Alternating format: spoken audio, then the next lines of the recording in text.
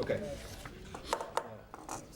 Call the joint meeting of the Planning Board and the Municipal Council to order at 7:03. Please stand and join me in a salute to our flag. I pledge allegiance to the flag of the United States of America and to the republic for which it stands, one nation, under God, indivisible, with liberty and justice for all. Thank you.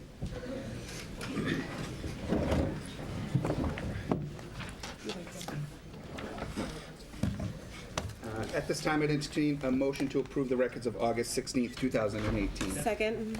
Thank you. Motion's in order. Any questions or comments? Hearing none. All in favor? Aye. Thank you. Motion passes. I would also entertain a motion to approve the minutes of September 4th, 2018. Second. All in any questions or comments? Hearing none. All in favor? Aye. Thank you. Motion passes. And Mr. Withers, would you kindly read the notice for the first joint public hearing? Yes, we have a joint public hearing regarding the proposed amendment to Chapter 17-2.1.3A, Establishment of Industrial Zoning Districts by inserting the following language at the end of the paragraph. In C, compatible non-residential enterprises engaged in marijuana business, including but not limited to research, testing, growing, cultivating, manufacturing, processing, packaging, distributing, and retail and wholesale sales of marijuana and marijuana-based related products. Thank you. Is there anyone here to speak in favor? Mr. Reggiani. Good evening, Council President, members of the Municipal Council, Planning Board Chairman, and members of the Planning Board. For the record, my name is Gary Arazian. I'm the city's Director of Planning and Development, and I'm here tonight to speak in favor of the proposed amendment. It's a fairly simple mechanical adjustment, but despite the fact that it's simple, it's a very critical adjustment we need to make. When the Municipal Council a few months ago deleted the medical marijuana ordinance and adopted a marijuana business in its place, what it did is that allowed by special permit that land use in our industrial zoning district and our industrial business park zoning district, whereby retail sales would be allowed.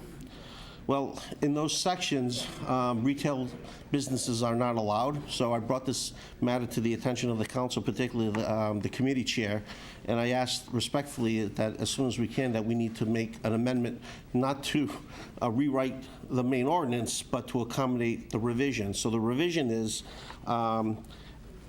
in subsection 17, well, first of all, subsection 17-2 establishes the various zoning districts in our city, and each section discusses what you can and can't do in that district. So 17-2.1.3 discusses establishments of the industrial zoning districts.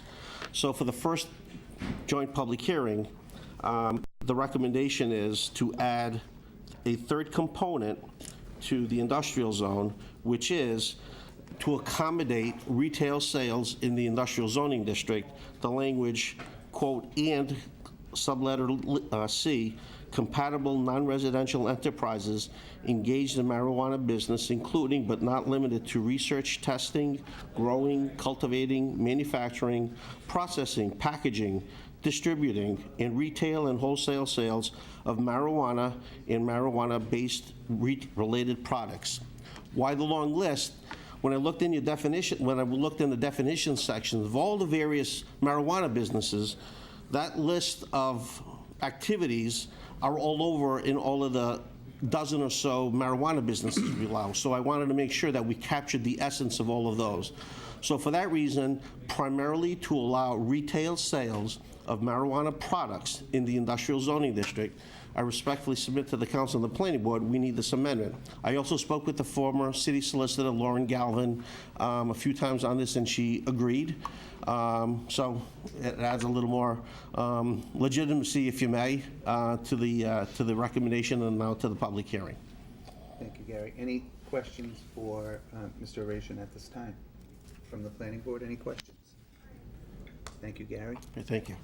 Is there anyone else here to speak in favor? Is there anyone else here to speak in opposition?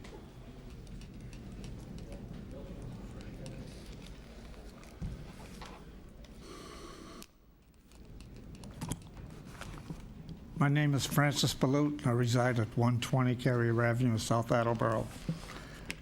And I'm really looking for more explanation because in this docket dated November 20, there is a paragraph here that says a joint public hearing, and then it has a little small c, and to the right, it has a large letter A.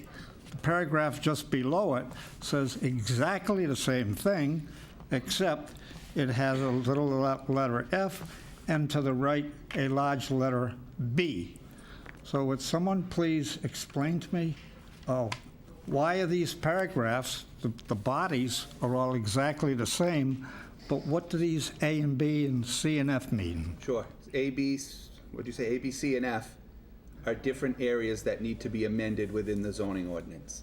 So it's to provide Specifically, clarity on- what areas? So section 17-2.1.3A and section 17-2.1.3B. And if you want, we can talk about that after the meeting, or Councilor Cobus, who had Because I still don't know where that is. These are just we'll help numbers you to get me. there, but not as part of the public hearing testimony, Francis. But how would a person then know whether they are for or against Because they this come in- change? They'd come in and ask Virginia what section this was referencing, or they'd go to the planning office and see Gary and one of his staff, and they would walk through the process with them and direct the individual to provide clarity where in the ordinance this is. But it's just that would be too late for my vote tonight. I don't think you're voting, Francis. You're not here yet. My feeling. Okay. And I have faith, especially in Peter Blair. He knows what direction these things are going.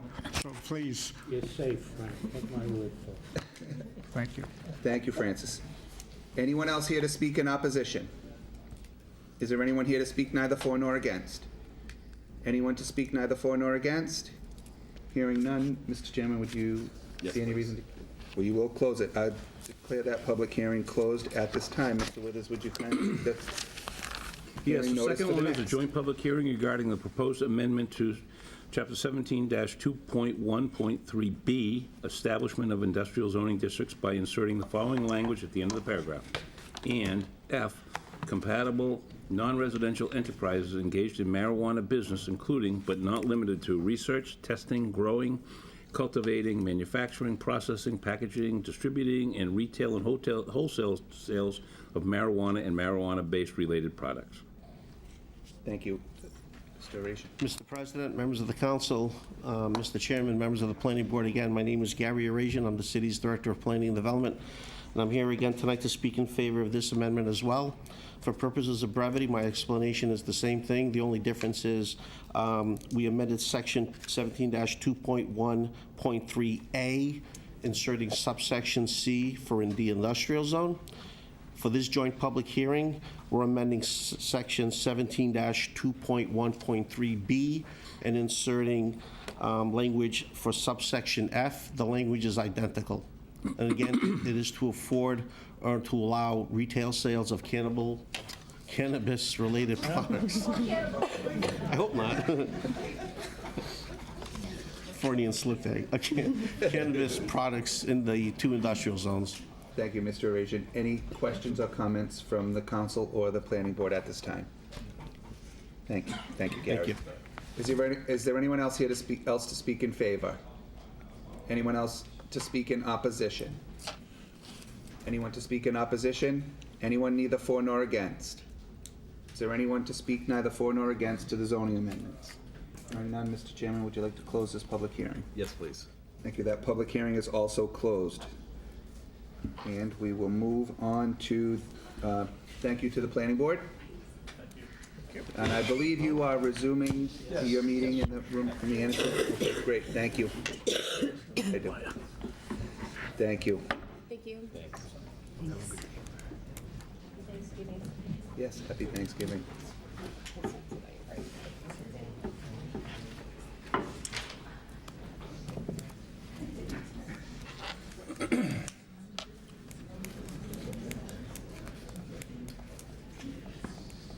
Mr. Withers, would you read the notice of the next public hearing, please? I will. The next public hearing is relative to the amended 2019 Class 2 auto license application from David Montenegro, doing business as Old School Auto Sales at 187 Cumberland Avenue, Attleboro, for 29 display parking spaces and 4 customer parking spaces. Thank you. That public hearing is actually continued until December 4th. Was that the date? Just 1 second, Mr. Withers, was that? Just double check. Yes, December 4th. Okay, thank you. So that public hearing is continued to December 4th. Mr. Withers, would you read the next public hearing? The next public hearing is relative to the 2019 Class 2 license application from new owners, Gaspar Inc., doing business as J Motor Group, 1856 County Street, Attleboro, with 4 customer parking spaces and 20 display spaces. Great. Is there anyone here to speak in favor? Come right up. Good evening. Hello, Hi. just introduce yourself, name and I'm Rachel address. Gaspar. I am currently applying to get a Class 2 auto license for the now already in position J Motor Group. There would be no change to the business whatsoever. It was previously owned and operated by Craig Perry. He was my employer. He has since decided to go to greener pastures and gave me the opportunity to assume responsibility for the business.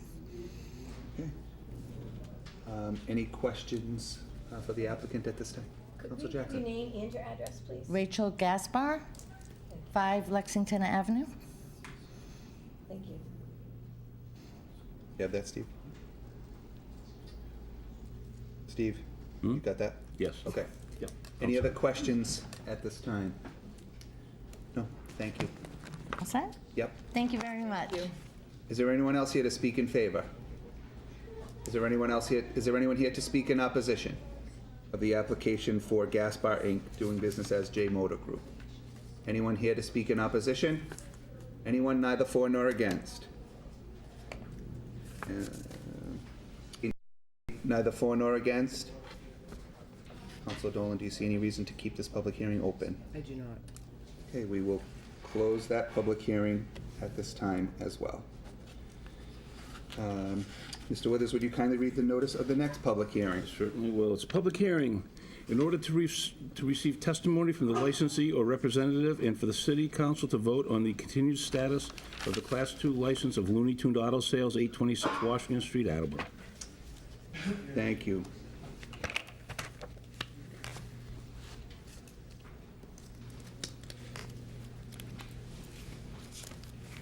Hi, I'm Chris from Looney Tune Auto Sales, Could you just state your name and your address for the record, sir?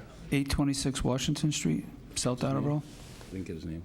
The name. Chris Lima. Chris Lima.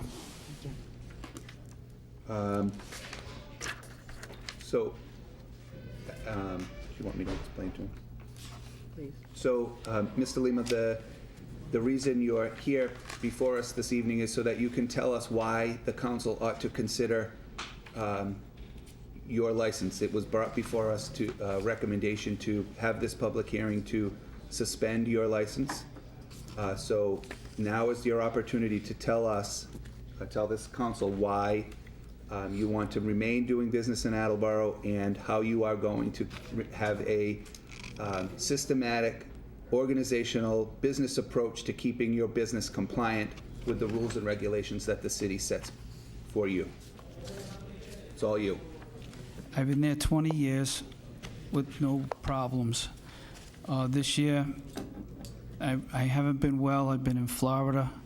I really haven't been paying attention to the business, but I'm back, and I just want to continue doing business in the city of Attleboro.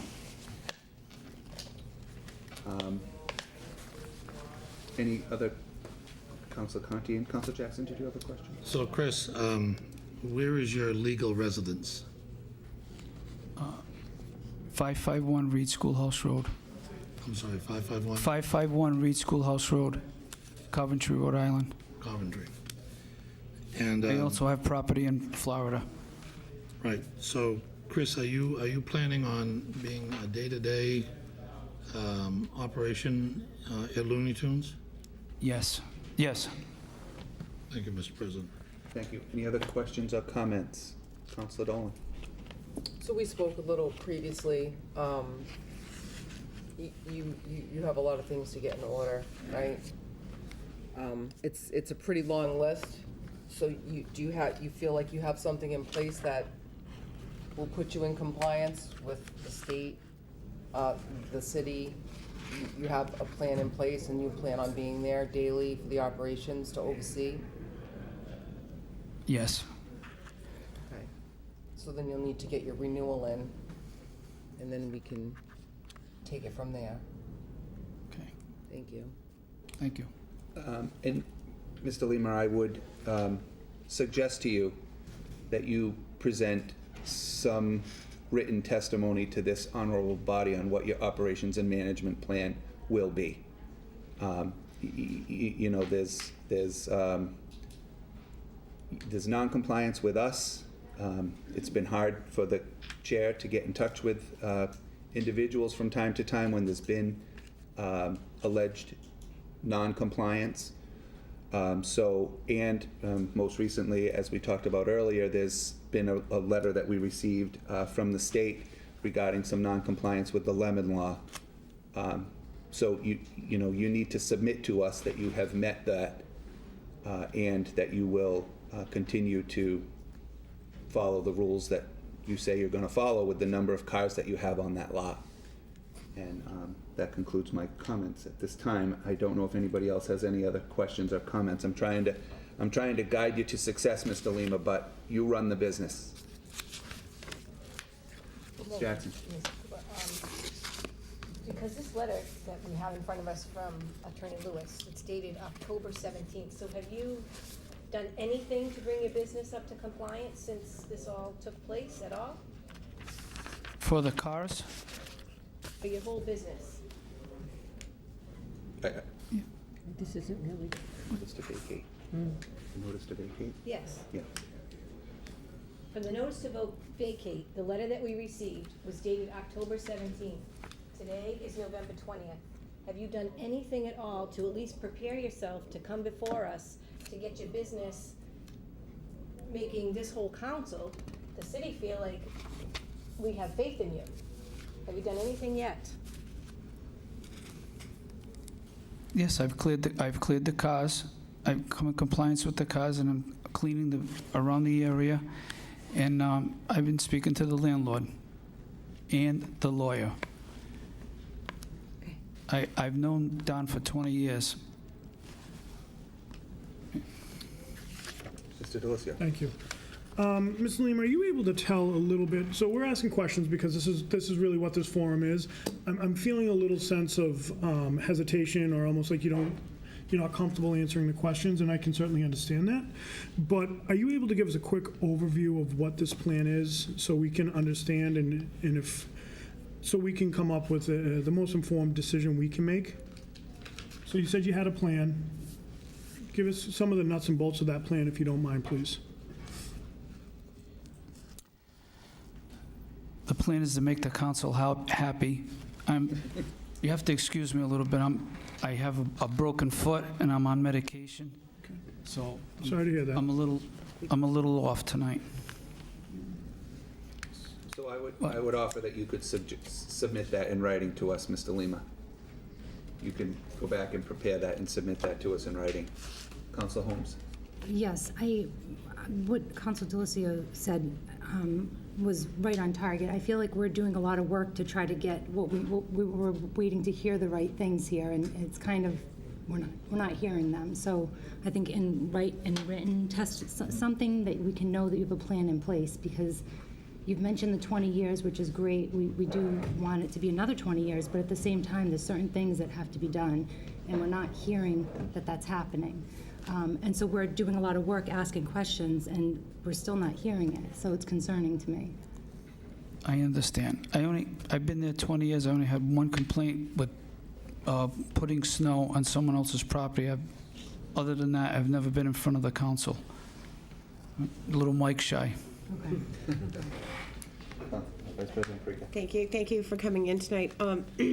So again, I think it's important that you submit to Councilor Dolan a very detailed list of the, because we have access to information. We're doing our best to not have open discussion with regards to that. We try to be courteous to you. Again, we want to try and keep you in business. We're having a very challenging time with that. So I think that any and all information that you have, whether it's the ability to stay in the building that you're in, it's not, and there are, Councilor Conti usually comes up and says things like, if you're a proper person, we need verification of that. We have, and more specifically than just complaints that have come through that the city has waged against you, everything counts. Any concerns that former customers of yours have had, ratings with the Better Business Bureau, your ability to comply with lemon law, all of those kinds of things are what we take into consideration when we're issuing your license, not just the ability to maintain those certain number of vehicles on your property. So it would be my recommendation, as has been everybody else's, because I'm not sure if you'll close this public hearing or not close this public hearing, but I think for us to make a responsible and reasonable decision as it pertains to your license, that is exceptionally important information. If we don't have that information, we will not be able to make a decision that is more favorable to you. I understand. Thank you. Any other questions or comments? Thank you, Mr. Lima. Thank you, Council. Thank you. Is there anyone else here to speak in favor? Is there anyone else here to speak in favor? Anyone to speak in opposition? Is there anyone here to speak in opposition? Is there anyone here neither for nor against? Anyone neither for nor against? Councilor Dolan, do you see any reason to keep this public hearing? Or, the more I think about it, I think we may want to keep it open at this time. So actually, we're going to leave that public hearing open and continue till December 4th.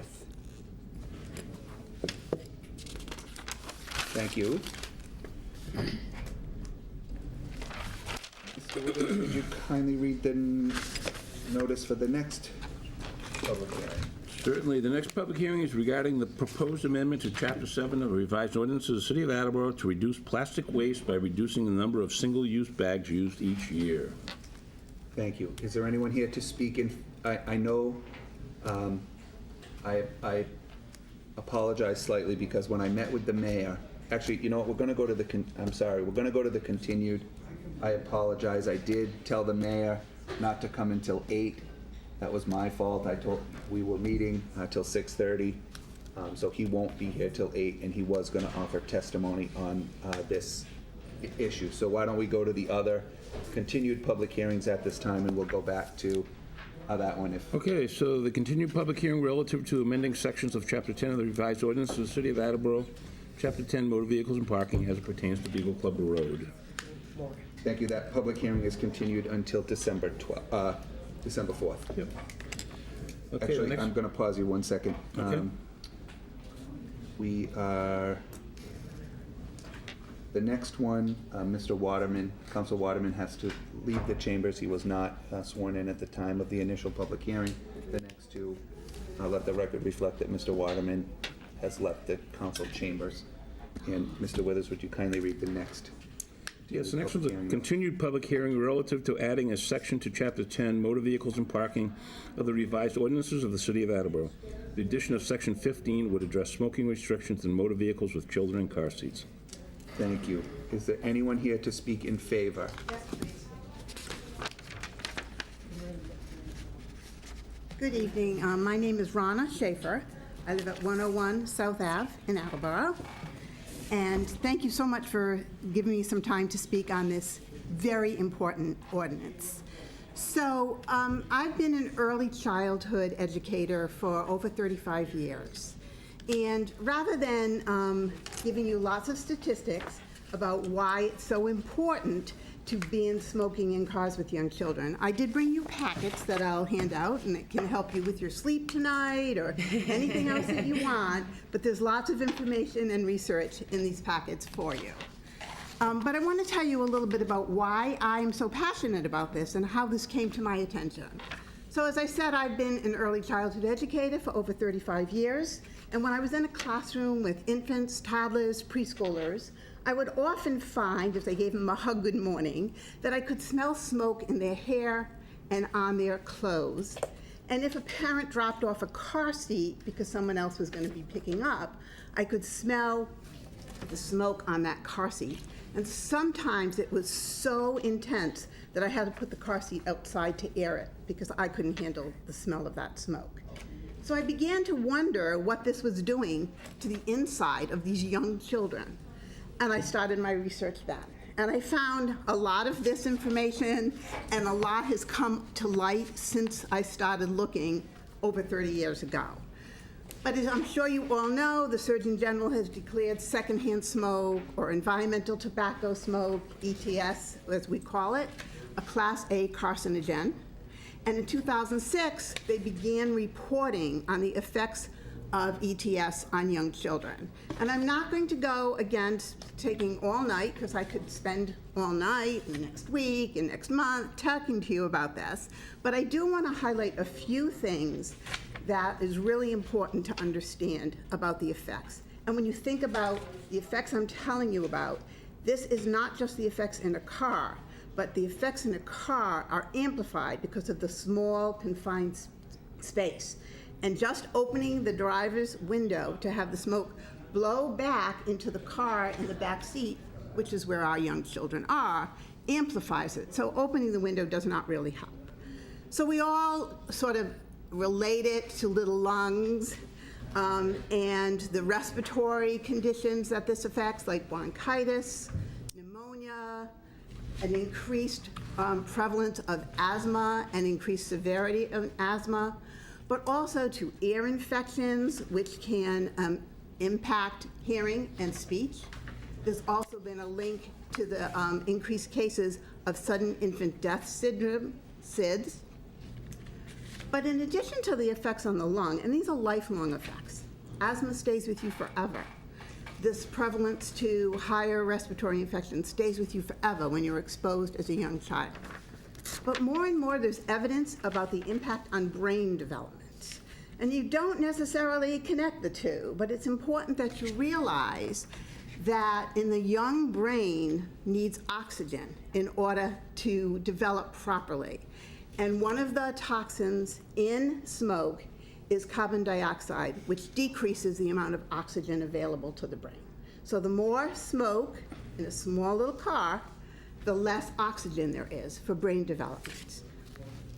And when that happens, the neuroformation in the brain is impacted, and there's impact to speech and language, cognitive development, and even the ability to self-regulate, and the social emotional impact, and the increase in behavioral disruptions as preschoolers and children in school. There's been ties to an increase in attention deficit hyperactivity disorder, and in an increase in depression in preteens. So when we think about that, and we think about the cost to our healthcare system and our special education system, for all of those reasons, it's so important that we pass this ordinance.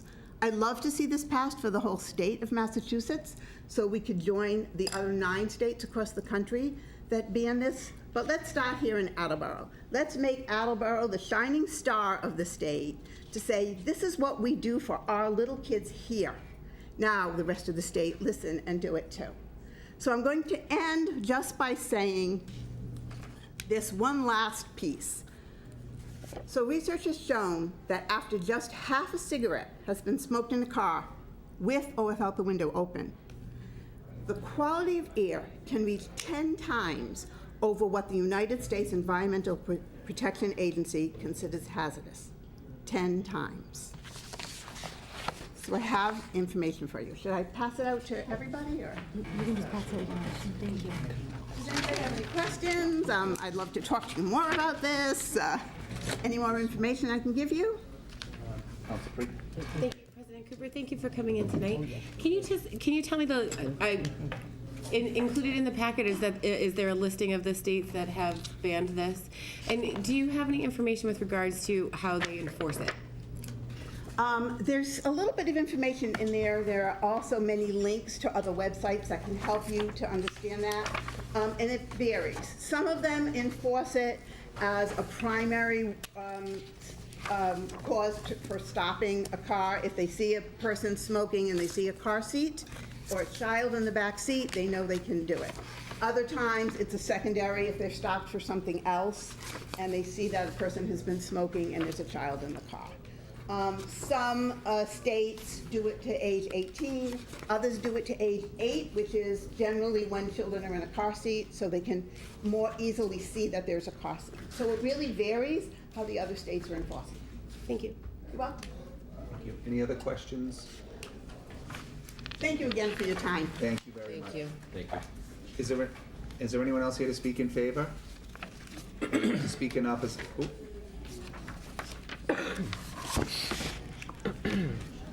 Hello. Hello. Barbara Clark, 24th Street. I didn't realize there was going to be this hearing tonight, but I am so excited to speak in favor of such an ordinance. And I really thank Rana for all the work she has done, and she gave a really compelling argument for why we should lead the state in taking care of our most vulnerable children. And I worked at Kennedy Donovan Center Early Intervention Program for a number of years, and so this is an issue that concerns me because it's so true. Right. So anyway, thank you for this opportunity. Thank you. Any questions? Thank you. Thank you. Is there anyone else here to speak in favor?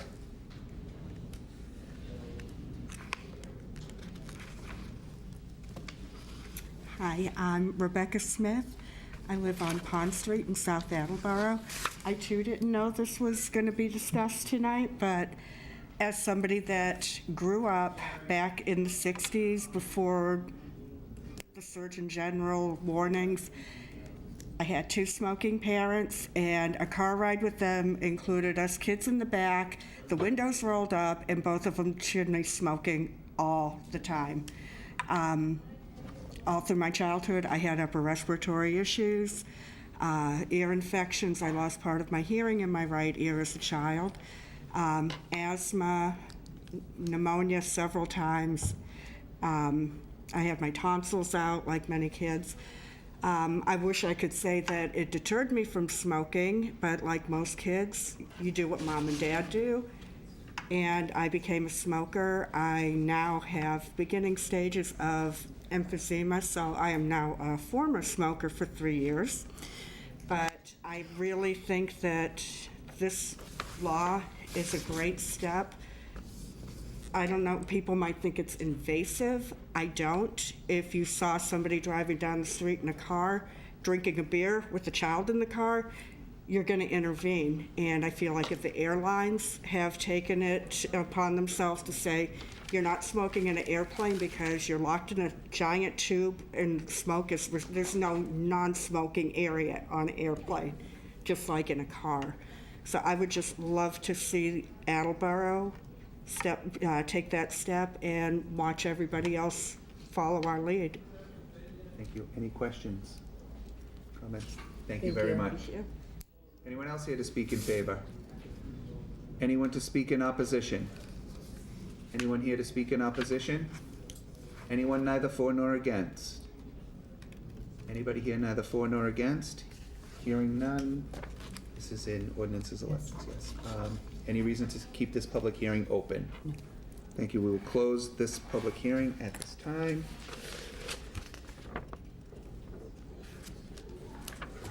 Thank you. And Mr. Withers, would you read the continuation?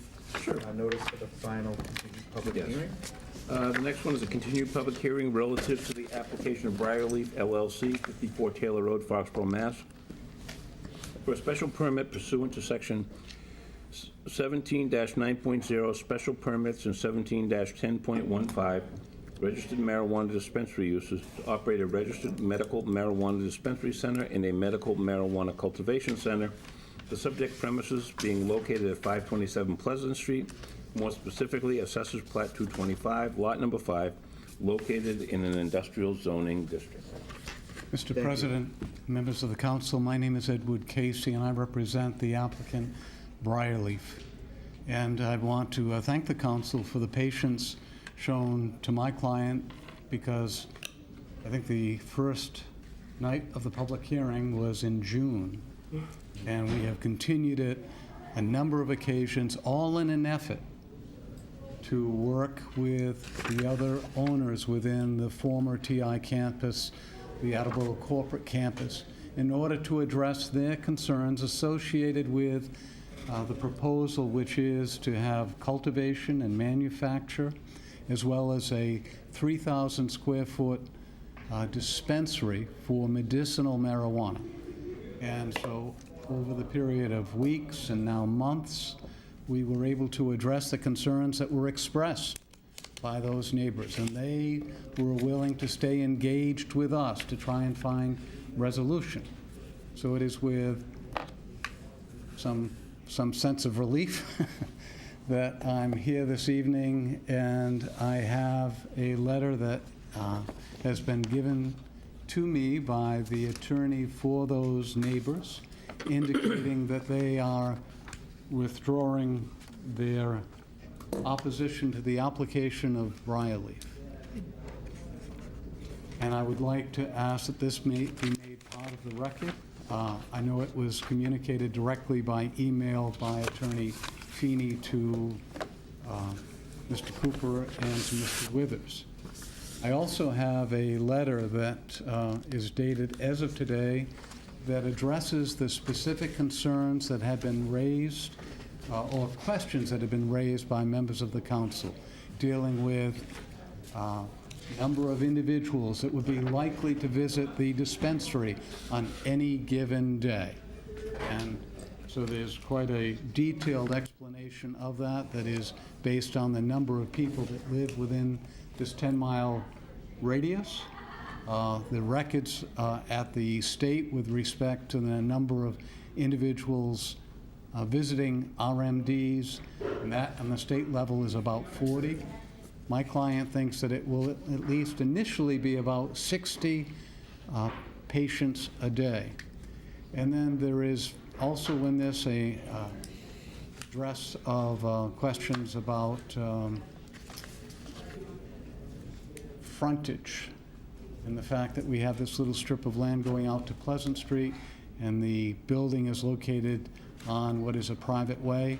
Well, that private way is, for all practical purposes, open to the public, available for the police, and I think in a study of this document, it will allay any of your concerns about whether or not you have a basis for granting a special permit for this proposed activity. So these two documents I ask that be made part of the record, and I would like to briefly supplement that I had a conversation with Alan Perry, the health agent. He had several concerns. We discussed those concerns this evening, and he had asked whether or not if there were baked goods, if we had a stove and we were baking products that were infused or contained marijuana, whether that would trigger a requirement from DEP for an air quality permit. My client contacted DEP, I called DEP, and never had success speaking with anyone. I've spoken with Gary Arasian. Gary Arasian said that he would have no objection to the council including as a condition of a special permit language that indicated that if it is necessary for a DEP air quality permit, that that be included in the language of the decision, and thus further protection to address the concerns expressed by Mr. Perry. Mr. Perry also said that it is known to him, I think correctly, that there are properties within the campus that have some environmental contamination. And I responded to that expression of concern by saying that that certainly when the state investigates this site, there will be rigorous inquiry by the state to make certain that any products that are grown there are grown so that the safety can be assured to the public. It is in many ways like preparation for the sale of a pharmaceutical. So that there will be the environmental testing that will take place as dictated by the state, and any of that information will be made available to Mr. Perry as well. So with that, if you're persuaded that you have sufficient information, I would ask that you consider closing the public hearing this evening. Thank you. Just for clarity, Attorney Casey, I have Attorney Feeney's letter, but did you say you sent that to me, something to me by email today? I did not send it. Attorney Feeney sent it to Okay, I have Virginia. a printed copy. This, Virginia must have printed this for all of us, so all counselors have copies of this. And I'm not sure whether or not this made its way to Virginia. This is one copy. This is the explanation or the response to the questions posed by counselors. Unfortunately, I don't have 10 or 11 copies. So if you want to give it to Virginia, she can make copies and put it in all of our boxes, so we all have it for the discussion, if there is some at the next committee meetings, if we close it tonight. Thank you. Thank you. Counsel, just one second. Counsel Yeah, Copas. I just have one quick question, and I can ask the chief of police, but you might recall, one of the concerns we had during the initial public hearing was because the area is largely private property, the roads are private property, if the police would be able to pull people over on those roads if they see them driving erratically or they appear to be under the influence. Yes. Did we ever hear back about that? Mr. Kobus, that issue is addressed in this, but if I can very quickly offer an explanation. If the police observe someone operating so as to endanger, operating erratically, then the police have a basis to stop that individual and then assess whether or not to charge that individual with a criminal violation. It is very similar to the same authority that the police have if they see erratic operation in the parking lot of Stop and Shop, for example. That the police have the legal right to enter onto that property and then to investigate and, if appropriate, charge an individual for criminal offenses. So those private ways are ways that are open to the public for passage, so that they're not on, it's not as if it's a private roadway leading to a residence. This is a private way that is used by members of the public to get to and from locations within the campus.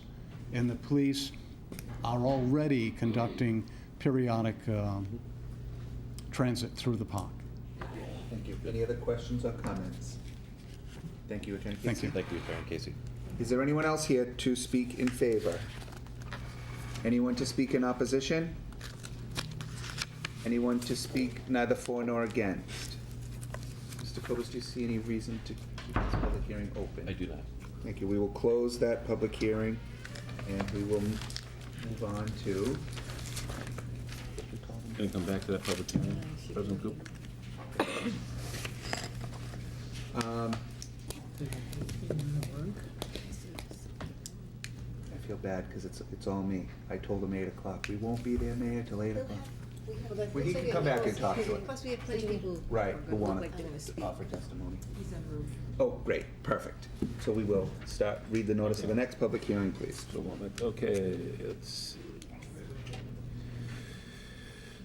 Public hearing regarding the proposed amendment to Chapter 7 of the revised ordinance of the City of Attleboro to reduce plastic waste by reducing the number of single-use bags used each year. Thank you. Is there anyone here to speak in favor? In favor of banning? Banning, yes.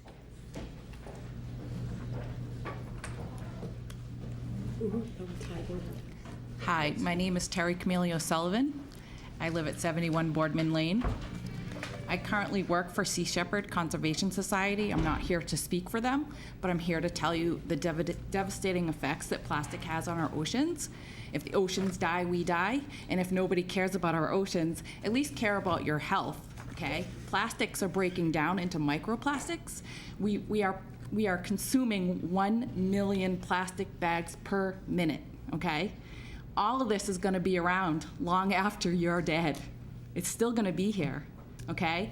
These things are breaking down into microplastics, which now, last week in the New York Times, there was a big article and that we are now ingesting it. It's now in our food chain. Kills millions of birds and marine mammals every single year. And if you don't care about that, again, think about yourself. It's now being found in your gut. We are consuming it. It's in 90% of our table salts. 90% of our table salts now have microplastics in them, okay? What are plastics made from? Petroleum. What does petroleum have? Heavy metals. We are eating it. We are breathing it. We are so ridiculously stupid to keep producing something that is never gonna degrade in our lifetime. So I think it's an absolute small step to take, but one that needs to be done. We need to change our habits. The people that are upset about the ban are people that it's inconveniencing them. Well, how inconvenient is it to have cancer, or to have immune suppression, or endocrine disruptions, or birth defects? All of these are known things that plastic can cause. We are consuming it now. So please consider banning plastic bags. It's such a small step, but one that needs to be done. We need to change our habits. Bring your bags. Bring your bags. That's Thank it. you. Any question? Council Conti? Come on. Oh, So, are you familiar with any of the legislation that currently exists across America on plastic bags? Am I familiar with the legislations? Not really. I do understand, though, a lot of towns or cities that have tried to ban it, a lot of either businesses show up or plastic industry show up, and a lot of it doesn't pass for that reasons. I mean, those lobbyings, there's money to be made, but profit over people is really getting nauseating. thank So, you. Any other questions or comments? Thank you. all right. Is there anyone else here to speak in favor? Well,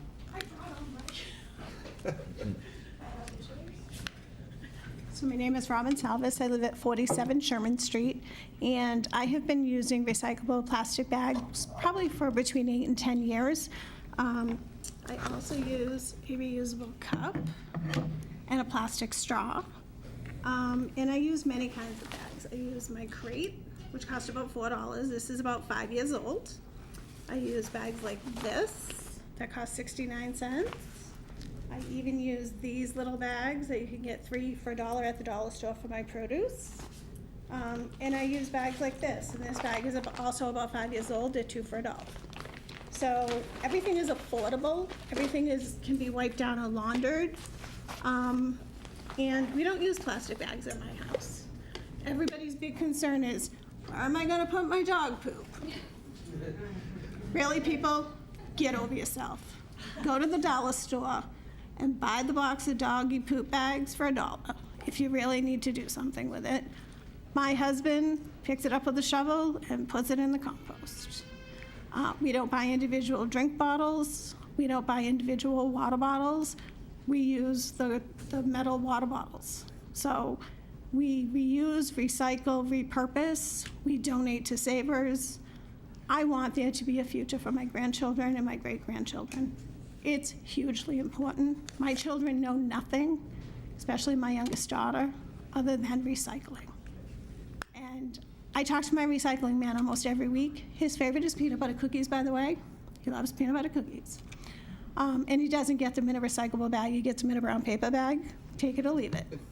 It's okay. But he always says to me, why do you have so little trash? And you have so little recycling?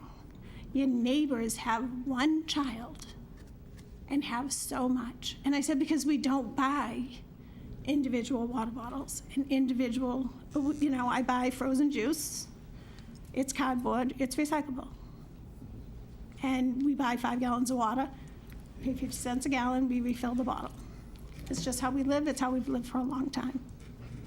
And it's easy once you have the mindset and teach your children. That's the way the house is gonna run, And I don't know, Maine doesn't let you buy individual, like, cases of water without putting a deposit. That starts to hurt. $2.40 on every 24 pack of water. That hurts. You know, you start to think about it. So, you know, I think we can do it. I think we can do it here in Attleboro. I don't think our biggest concern, I read on Facebook, you know, Paul's Facebook all the time, well, what am I gonna do with my dog poop? If that's the biggest concern we have in the world, in this city, we really gotta rethink things, you know? And I'm telling you, $4 for this crate, and people complain that things are hard to carry. You can put so much in this crate, and it's easy to carry. And I'm telling you, if you're a woman, just pull up and honk the horn and let your husband come out and carry the bag. So that's all I have to say. Does anyone have any questions? Any questions? No?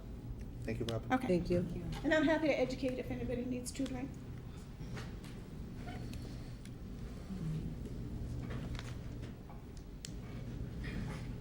Barbara Clark, 24th Street. Honorable council members, thank you for this opportunity to express my support for this. It's inevitable that a bill banning single-use plastic carryout bags will pass in the Massachusetts legislature at some point in the future, as the number of cities and towns that have adopted such bans is growing rapidly. It behooves us to prepare for the wave of the future by enacting such an ordinance. We've tried to avoid use of these plastic bags for years now. So I'm going to show you our collection now. So this is a bag that can be made out of an old t-shirt.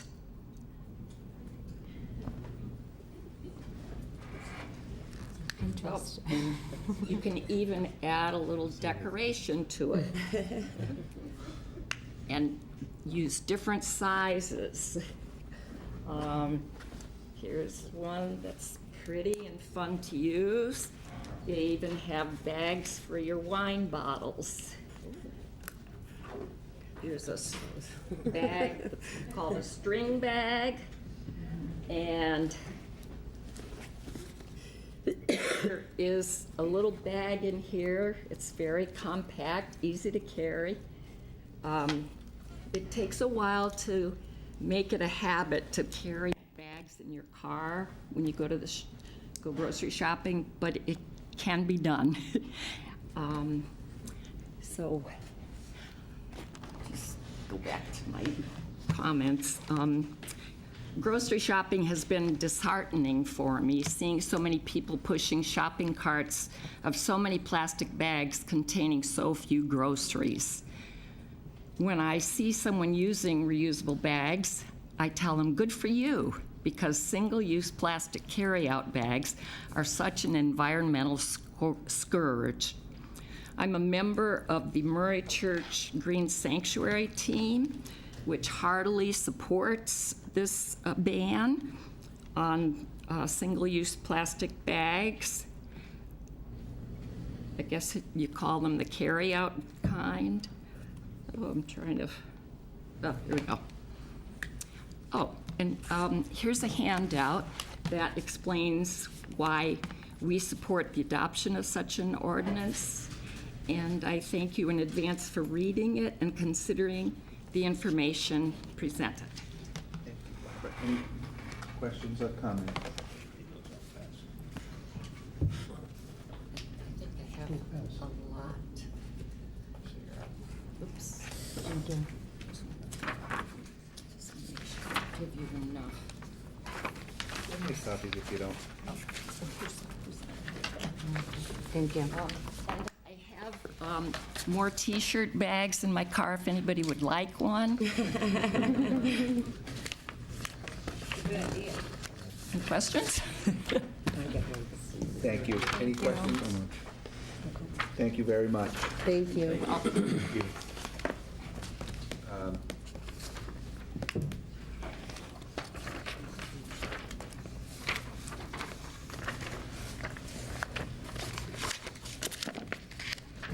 Thank you, Mayor. I apologize. I completely underestimated our efficiency this evening, and I told you we wouldn't be, you wouldn't be up until 8 o'clock, so I apologize for the call, and I hope you had a chance to get I something was to eat. just at 'cause- home rowing and, Okay, good. you know, just I still wear my workout socks and everything, so, just so you guys know, I won't drone on forever. This is the length of what I have to say. But I am here tonight seeking your support to make Attleboro another municipality in Massachusetts that is doing the right thing and eliminating the use of white plastic bags from our daily life. Countless consumer goods have been eliminated from daily use that was once normal. Protecting people and future generations is what a responsible government does. There are two main reasons that I am pushing for the elimination of plastic bags in Attleboro. The first is that it is good for the environment. These plastic bags are too often found littered about throughout the city, caught up in branches to trees after a windy day, or in our ponds and lakes. The chemical and material compounds used to create these bags are also harmful to the environment. One source I found identified it in simplest terms some of the problems. Animals are negatively affected. They mistake plastic bags for food or nest building materials, which lead to poisoning, choking, entanglement, and blocking intestines, all of which can result in death. Simple plastic bags can't biodegrade. They last virtually forever. Some estimates say 500 years plus. Instead, they break down into smaller pieces called microplastics that leach toxins that pollute the earth and even the human food supply. Due to their light weight, plastic bags can easily blow out of trash receptacles or even landfills. They clog up waterways, damage agricultural land, and provide ideal breeding grounds for mosquitoes. Plastic bags are manufactured using petroleum, a non-renewable resource that can be used for several more important things. The second reason is that after an aggressive educational campaign, these bags are still being deposited into recycling bins in our city. From informational posts on my Facebook page, to articles in the newspaper, to the health department appearing on AACS and appearing before this council, the effort to eliminate these bags from the recycling stream have failed. These bags are still clogging the material separators at the recycling plants. The city is therefore in violation on our end of the contract we have with Waste Management. Conservative and liberal leading communities alike have eliminated these bags. England, China, and even Bangladesh and many other countries have banned these bags. We must take this action. Before you think that we should just go to another recycling company, consider that many waste and recycling regulations are often set by state government. More specifically, the mechanical process to separate recycled materials is virtually the same for all companies. Switching to another company won't solve this problem, nor will it solve the issue of the manner in which these bags litter our community. I'm not concerned about the fears surrounding this issue. The world is not going to end. Businesses are not going to close. People are still going to be able to clean up their poo after their dogs. 80 communities in Massachusetts have eliminated these bags. They are all doing just fine. There was a time in the not-so-distant past when society didn't even use these bags. We got by just fine. While the introduction of the plastic bags just a few decades ago seemed to be a good thing in that they were offered a level of convenience not afforded by paper bags, we have progressed as a society, and we now know the harms that their production causes and the problems that their improper disposal create. This ordinance has a number of exemptions. The ordinance states that thin film plastic bags, typically without handles, which are used to contain produce, meat, bulk foods, wet items, dry cleaning, are not prohibited under this ordinance, so there are exemptions for some businesses. There are numerous alternatives to plastic bags that can be used. Brown paper bags are offered at grocery stores, reusable bags can be purchased, and bags made of durable hemp are becoming more popular. It is time that we eliminate them from our community and join the more than 80 other communities that have eliminated these bags. In closing, I will reiterate what I said earlier. Countless consumer goods have been eliminated from daily use that were once normal.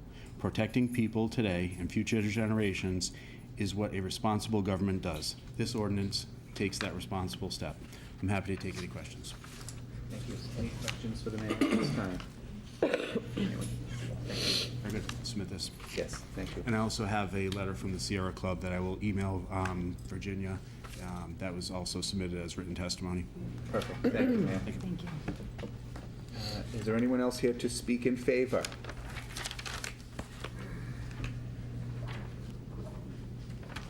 My name is Charlie Adler. I live at 24th Street. I had the honor of serving as the first chair of the Attleboro Solid Waste Committee when it was formed in back in the 1980s. My prepared remarks will be a little bit repetitive in that I totally agree and support and will repeat some of the previous points. But first of all, thank you, Mayor Hero, for proposing this ordinance. It is rare to see the executive branch of government, local, state, or federal, take a proactive stance for environmental protection. Such measures are not universally popular, even when they are for the greater good of us all. Making green choices can be inconvenient and require a change in long-established habits. But we have to take seriously the warnings we are receiving from scientists who monitor the effect that our waste products are having on the planet. In today's news, it was reported both on the Fox News website and the CNN website that a dead whale that had washed ashore in Indonesia had 13 pounds of plastic waste in its stomach, including 115 plastic cups, 4 plastic bottles, 25 plastic bags, and hundreds of other pieces of plastic. The National Geographic reported last month that microscopic bits of plastic are now being found in drinking water, beer, table salt, and seafood. And guess what? Those plastic particles have now been found in the human digestive tract. Could these particles and fibers, some thinner than a human hair, turn up in our bloodstreams and our livers? We don't know yet. But as in climate change, we must listen to the findings of science, recognize the growing risks we face, and take preemptive action. I urge you to adopt this ordinance. And a few more footnotes.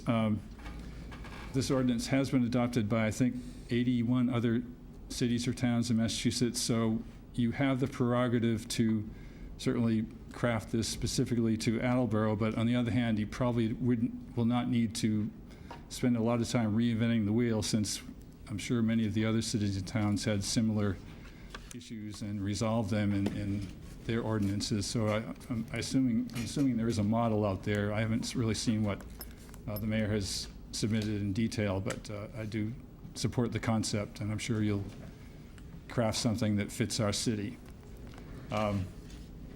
Single use is a concept that really is the bane of recycling. To see things that are used only once, whether it's a drinking cup or a straw or a plastic bag. Think about how short a distance that plastic shopping bag travels from the checkout counter to your car. So the only challenge is to get that merchandise, those groceries, from the checkout to your car. Then the ride home is, however long, but you don't need the bag for that. You only need it again to get those items from the car about maybe 10 yards into the kitchen. So that's the single use, just those few short yards that food has to travel after it's already been thousands of miles, but just to get it that extra, few feet home. Surely there's a better way than a single-use plastic bag. And on the second use that some of those bags get for your family dog, well, I'm going to go out on a limb and say, on land trust property, there's been no decision that requires you use a plastic bag if you're walking your dog on land trust property. So in my opinion, I'm going to just go out on a limb and say, just neglect the bag, forget the bag, just let the dog do it on land trust property, and I'm sure it'll be good for the environment. Thank you. Thank you. Any questions for Mr. Adler? Thank you, John. Is there anyone else here to speak in favor?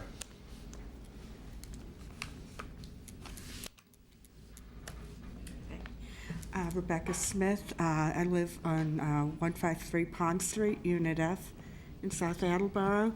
I live right on Cranberry Pond, and I am tired of seeing these in the trees behind my house, in the bushes, getting blown all over the place. We have beautiful swans and geese back there, and I see them having to swim around these. It looks like jellyfish all over the place sometimes. And I just feel like other cities, other countries, states, they're making the step. It is a small step, but it's a significant one. I can remember back when we didn't have the plastic bags. I'm that old. And we survived. Dogs had their mess cleaned up. We just were able to live without plastic bags. And nowadays, they're so flimsy, you put a can of peas in it, and it falls apart. So the reusable ones are definitely a better option. And I could tell you guys were all thinking, you know, when you saw the floral ones, you were like, ooh. So I'm thinking I'm going to start a business making manly reusable bags. We'll call them the man bags. They come in solid. Okay, yeah. But they do have some that are not feminine, so guys won't feel funny like they do when they have to hold their wife's purse. But I would love to see this ordinance passed just so that I could look out my back window and see that beautiful pond with my swans and not see a tree loaded with bags. It looks like they're in full bloom I look like I'm growing bags back there. So I would love to see it just so I could have that eliminated. Also, I worked for Waste Management in the call center, and I could tell you a lot of people that were complaining that their recycling wasn't picked up. It was because they had thieves in it. And as the mayor mentioned, we're facing a rate hike because of the contraband being found in the recycling. This is one of the biggest offenders. And people I would talk to on the phone could not understand, but it's plastic. But it also clogs up the equipment at the recycling plants. That's why we can't use them. So if we're going to, I think this would help significantly cut down on that. I don't want to see my rates go up for my garbage pickup, but that looks like it's going to happen because Waste Management is not very happy with us right now. This is a small step in keeping it a little bit easier, I think. Thank you. Any other questions? Thank you so much. Thank you. Is there anyone else here to speak in favor?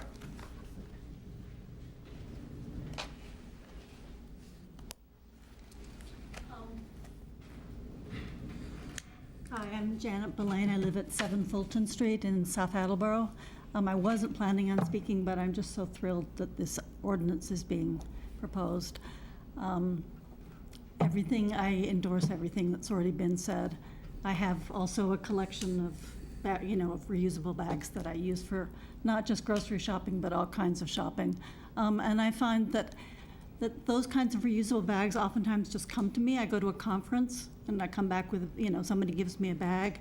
When my kids were younger, they did arts and crafts projects. There was a bag involved, and now they're launched into their adult lives, but the bags still live in my house, canvas bags. It's just a matter of looking through the attic, and there they are. You can use them. I also grew up when, I have a clear memory of plastic bags not being here, and I don't recall it being inconvenient. When I switched over to never accepting plastic bags, it wasn't hard. It was just a matter of learning how to do it differently or learning how we used to do it. It also occurs to me, I haven't been to BJ's in a while, but it occurs to me that that's a model of a different kind of shopping that doesn't use plastic bags. And obviously people go to BJ's. They carry things out in boxes. And actually there was a time recently at one of the grocery stores, I can't recall if it was Market Basket or Stop and Shop, where they had cardboard boxes. And I actually didn't have a reusable bag with me that day, so I just grabbed a cardboard box that just happened to be sitting in the front and used that. So there's lots of options. And again, I can remember when plastic bags didn't exist and we used other things and it was fine. That's my comments. Thank you very much. Anyone else here to speak in favor?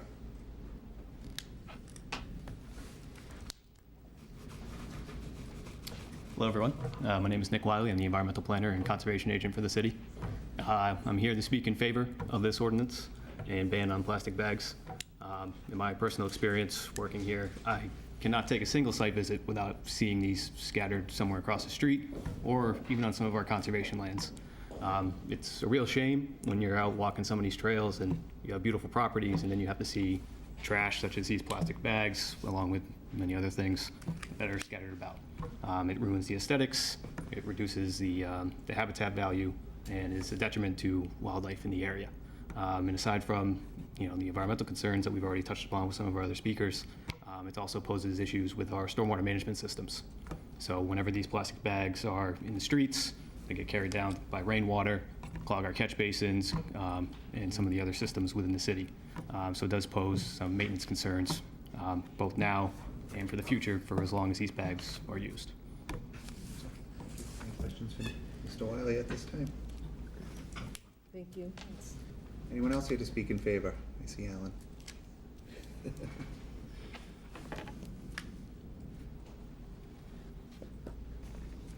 Good evening. Alan Perry, 9 Ridge Hill Road. I'm also the health agent for the city. Speaking on behalf of Dr. Quinn, the city's health officer, solid waste administrator Jessica Cingarella, who's in here tonight, and myself, we believe that this ordinance may be a useful tool in helping the health department in the city in its efforts to reduce the amount of plastic bags in our recycling stream. Plastic bags are considered a solid waste, and as someone else mentioned tonight, tend to be the biggest offender of this type of solid waste that we find at large in the city's recycling stream, or the individual toters that are becoming an issue with our program and our hauler and what we're dealing with at the municipal recycling facilities. Thank you. Any questions for Alan at this time? Thank you. Thank you. Is there anyone else here to speak in favor? Is there anyone to speak in opposition? Is there anyone here to speak in opposition?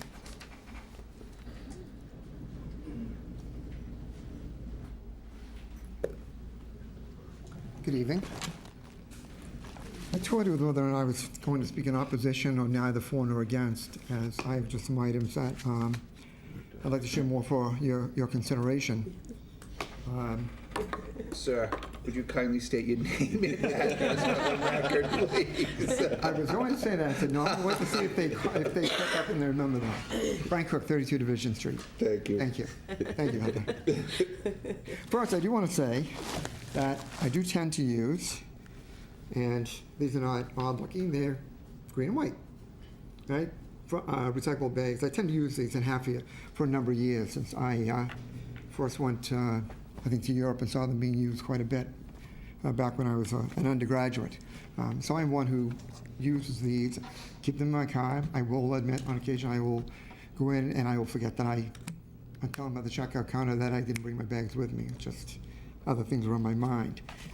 I did want to just address a couple of things. Some of the current concerns are obviously not just with the plastic bags, but plastics in general, as have been presented, rather eloquently tonight. But I do think that when it comes to, try not to show the company's name, the little bags like this so-called single use, it's really a misnomer in many respects. That these are not bags that are only used one time for a lot of people, and I'll put myself in that category on those occasions when I forget to take my bags into the store. I think many of the residents in the city oftentimes use these bags not just for their one-time use, but to meet a lot of the requirements that the city has in its ordinances regarding the disposal of domestic garbage. Our ordinance states that domestic garbage has to be placed in a plastic bag before it's put in the barrel.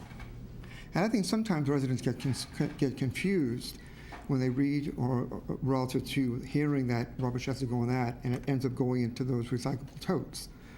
Because, again, our ordinance, if you go back, I think it's 7-7.3, does specify that it's to be placed in plastic bags before it goes into the container. And we know it's designed for that, not the recyclable, but the other container. Also, in days gone by, there were not ordinances or bylaws in communities regarding people having to pick up dog waste. I know as a kid, as a dog owner as a kid, and even after that, being out walking in poop that had been left by dogs. And that led Attleboro and other communities to take and enact ordinances. I can tell you as a former member of this council that you could always tell with spring in particular, because one of the two calls I tend to get mainly in the spring was about the fact that the city needs a pooper scooper ordinance. And a lot of residents were surprised when I informed them, we have it, it's already on the books. And at one point in my early years on the council, when I was chairing the ordinance committee, I worked with then city clerk, the late Susan Flood, as well as Sonny, chairing the park department, to make sure that when the notice went out to dog owners about relicensing their dogs, that information regarding that particular ordinance, as well as others dealing with leash laws and so forth, were included as a reminder, to residents. If you go into our city parks, I'm over at Ponce and Hewitt quite a bit, there's a little box with plastic bags in it, in which we ask the owners of dogs to pick one up, and as they walk their dog through the city park, to pick up after themselves. I would say on a daily basis where I live, I see residents walking their dogs, carrying bags, usually this tight. This is also used by adults and kids, especially in the rainy weather we're heading into, to carry books, lunches, things like that, on a regular basis. So again, the idea that it's just used once is not entirely, I think, accurate. Second, we all get this mailed to us every year. They're available here. And on the front page, it does talk about, and I applaud this effort, by the way, and it talks about the number of years it takes for a plastic bag from a grocery store to decompose, or being quite a few years here and so forth.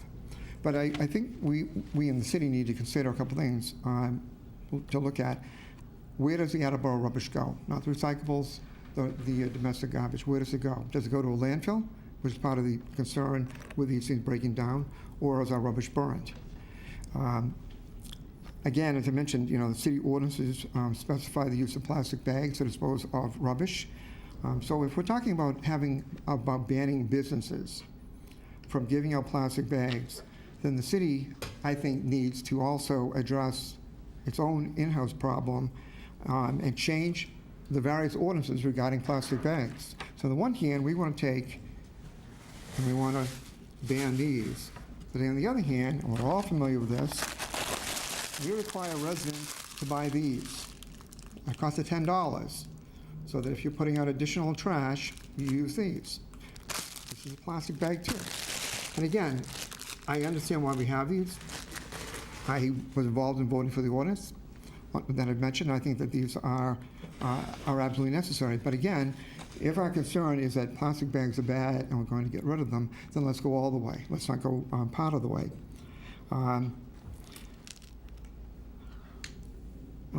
Here I am. The next, the impact that this could have on businesses. I do not work for any sort of retail outlet or whatever. It's one area I've never gotten involved in my entire life. I've never worked in a store. I have no incentive for businesses, not being able to use these bags from a financial point of view. So there's no conflict. But last week, when we had when the public hearing was held on tax classification, we heard people talking about the impact of the proposed change in the tax classification that it would have on the residents in the city. And the idea was, and I remember sitting here and hearing this for years, about how, businesses have deeper pockets. We can pass it along to them, and let them pay for the higher amount. But that isn't really entirely accurate, because we know that what businesses will do is they will pass on that cost to the consumers in other ways. So we may be having them pay a greater share of their taxes, but businesses are in the business of creating jobs, of making a profit, obviously, or they wouldn't be in business. So again, they are going to end up passing that cost along. And we see this whenever we go into a restaurant or a store, we wonder why prices have gone up. that's part of the that's part of the reason. One of the areas that I'm concerned about, though, is the impact that that this would have on primarily on seniors. I think that the seniors are arguably the ones that would be hit the hardest. We've all heard the stories and the accounts. We've all heard the comments, by seniors and others about being in, and I took numerous calls over the last 18 years involving seniors trying to wonder how to balance. Do I put fuel in my tank? Do I put food on my table? Do I pay for my meds? Things of that nature. And again, very legitimate concerns that the seniors who are on fixed incomes are now in a very difficult situation. But again, we know the struggles that they're going through. But at this point, you can go out and buy regular plastic bags like that to use as trash liners, or to put in your trash, the bigger things like this, which again are plastic, and that we're required to, to be using. So now seniors, right now, if they go to the store and they get the one-time use, so-called one-time use bag, they can use those to put their trash in. But if we take that away, now they're going to have to be paying for it. Something else for seniors to have to be concerned about paying. And fine, a little container. Usually these plastic bags are liners. I happened today to be in a store. Specifically, I wanted to price them just to make sure my figures were up to date. And basically, they average out at about 10 cents per bag. When you buy them, and you're paying anywhere from $2.50 to $3 or more or less, depending upon how many bags and what size that they're going to be. It brings me to, again, my dilemma in terms of whether I was going to speak in opposition or of neither for nor against.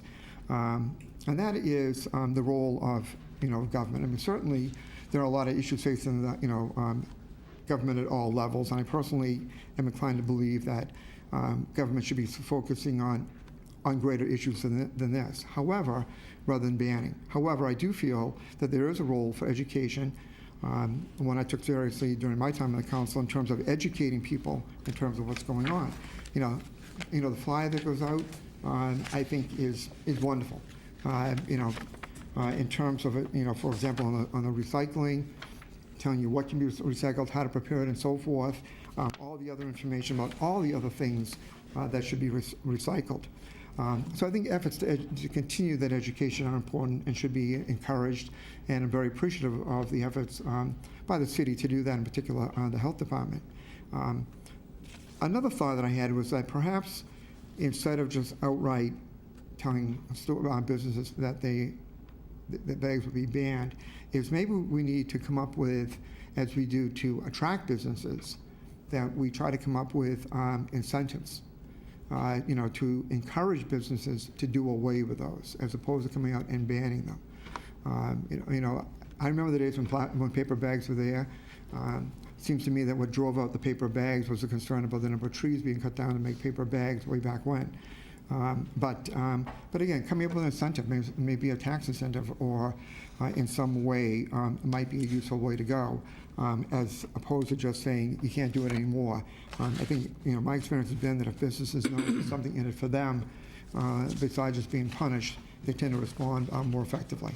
So that's just something else I would think that I would just suggest respectfully for you to consider. So with that, I do want to thank you. I wish you all a happy Thanksgiving, and continue good work with your job and your efforts here in the city. Thank you. Thank you. Thank you. Thank you, Frank. Thank you, Frank. Is there anyone else here to speak in opposition? Is there anyone here to speak neither for nor against?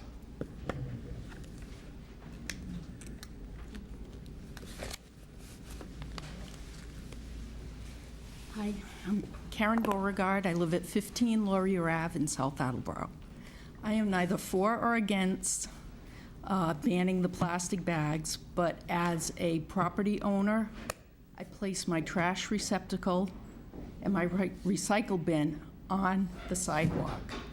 I have no control over what randomly gets tossed in these bins.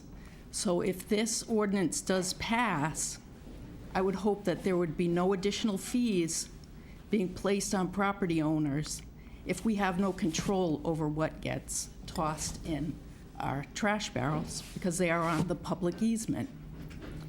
Stop and Shop does take the plastic bags back. They have a bin. And I think that if the other stores that are doing business in the city are also required to take the bags back, that would be a good thing. Thank you. Any questions? Thank you. Thank you. Is there anyone else here to speak neither for nor against?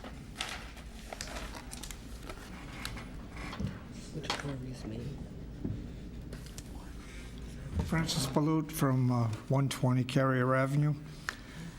And this is just additional information that I'd like to add as to where I see plastic bags have a use.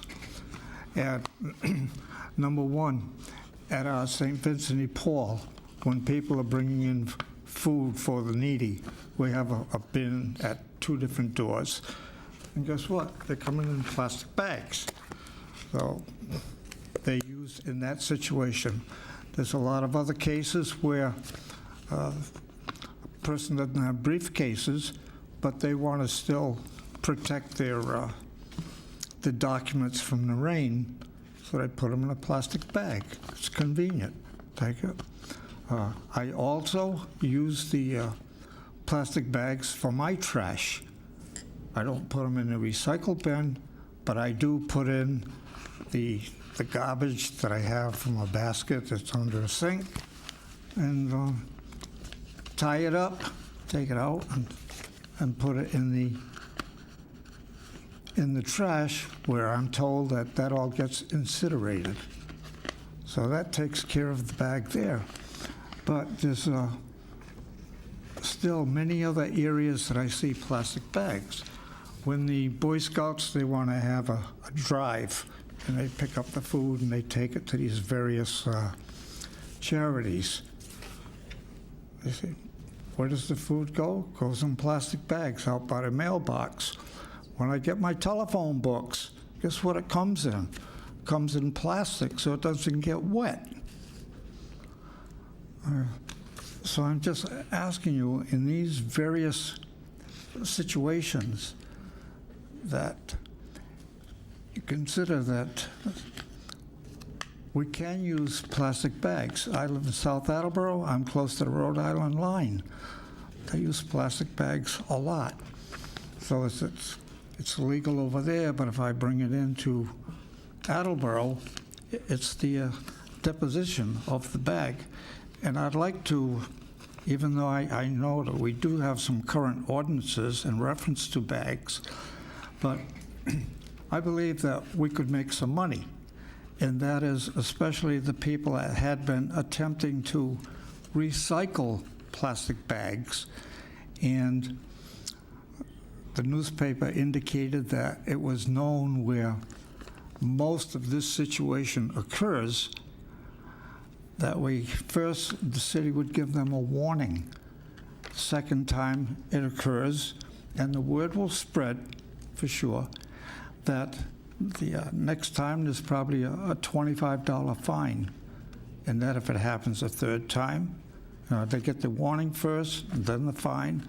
After that, they get a $50 fine. That's all money that comes back in to the city, until the people start getting the word that it's okay to take your plastic bag and put it in the rubbish, because like former President Cook said, you can buy all kinds of plastic bags. They're fillers for the waste baskets in the house or any place else that you'd have a use for them. But eventually, the disposal should be into the trash and not recycle. If it's recycle, they're going to get fined, bring in money. The other area that, and I've done this myself, I have dog poops, especially the people who like to take their dogs out as it gets darker or very early in the morning. And they have their dog poops. They don't respect people's property. The dogs are even up 10 feet on your lawn because they like their dogs to walk on the grass. But beside that point, I've picked up before dog poops that go into a plastic bag, and then I put it again in my trash not the recycling barrel. I may have forgotten a couple of other areas, but as I say, I do believe that the city could make some money on it by not having a complete ban, but they would just be responsible for their disposal in the wrong place. Any questions? Any questions? Thank you, Francis. Thank you. Thank you. Is there anyone else here to speak neither for nor against?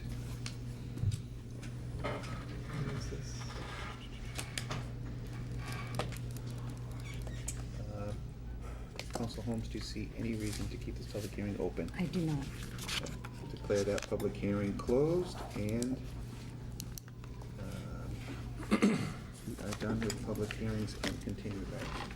We're set with the public hearings, we're done. That was all of them. That was the last one? That was the last one.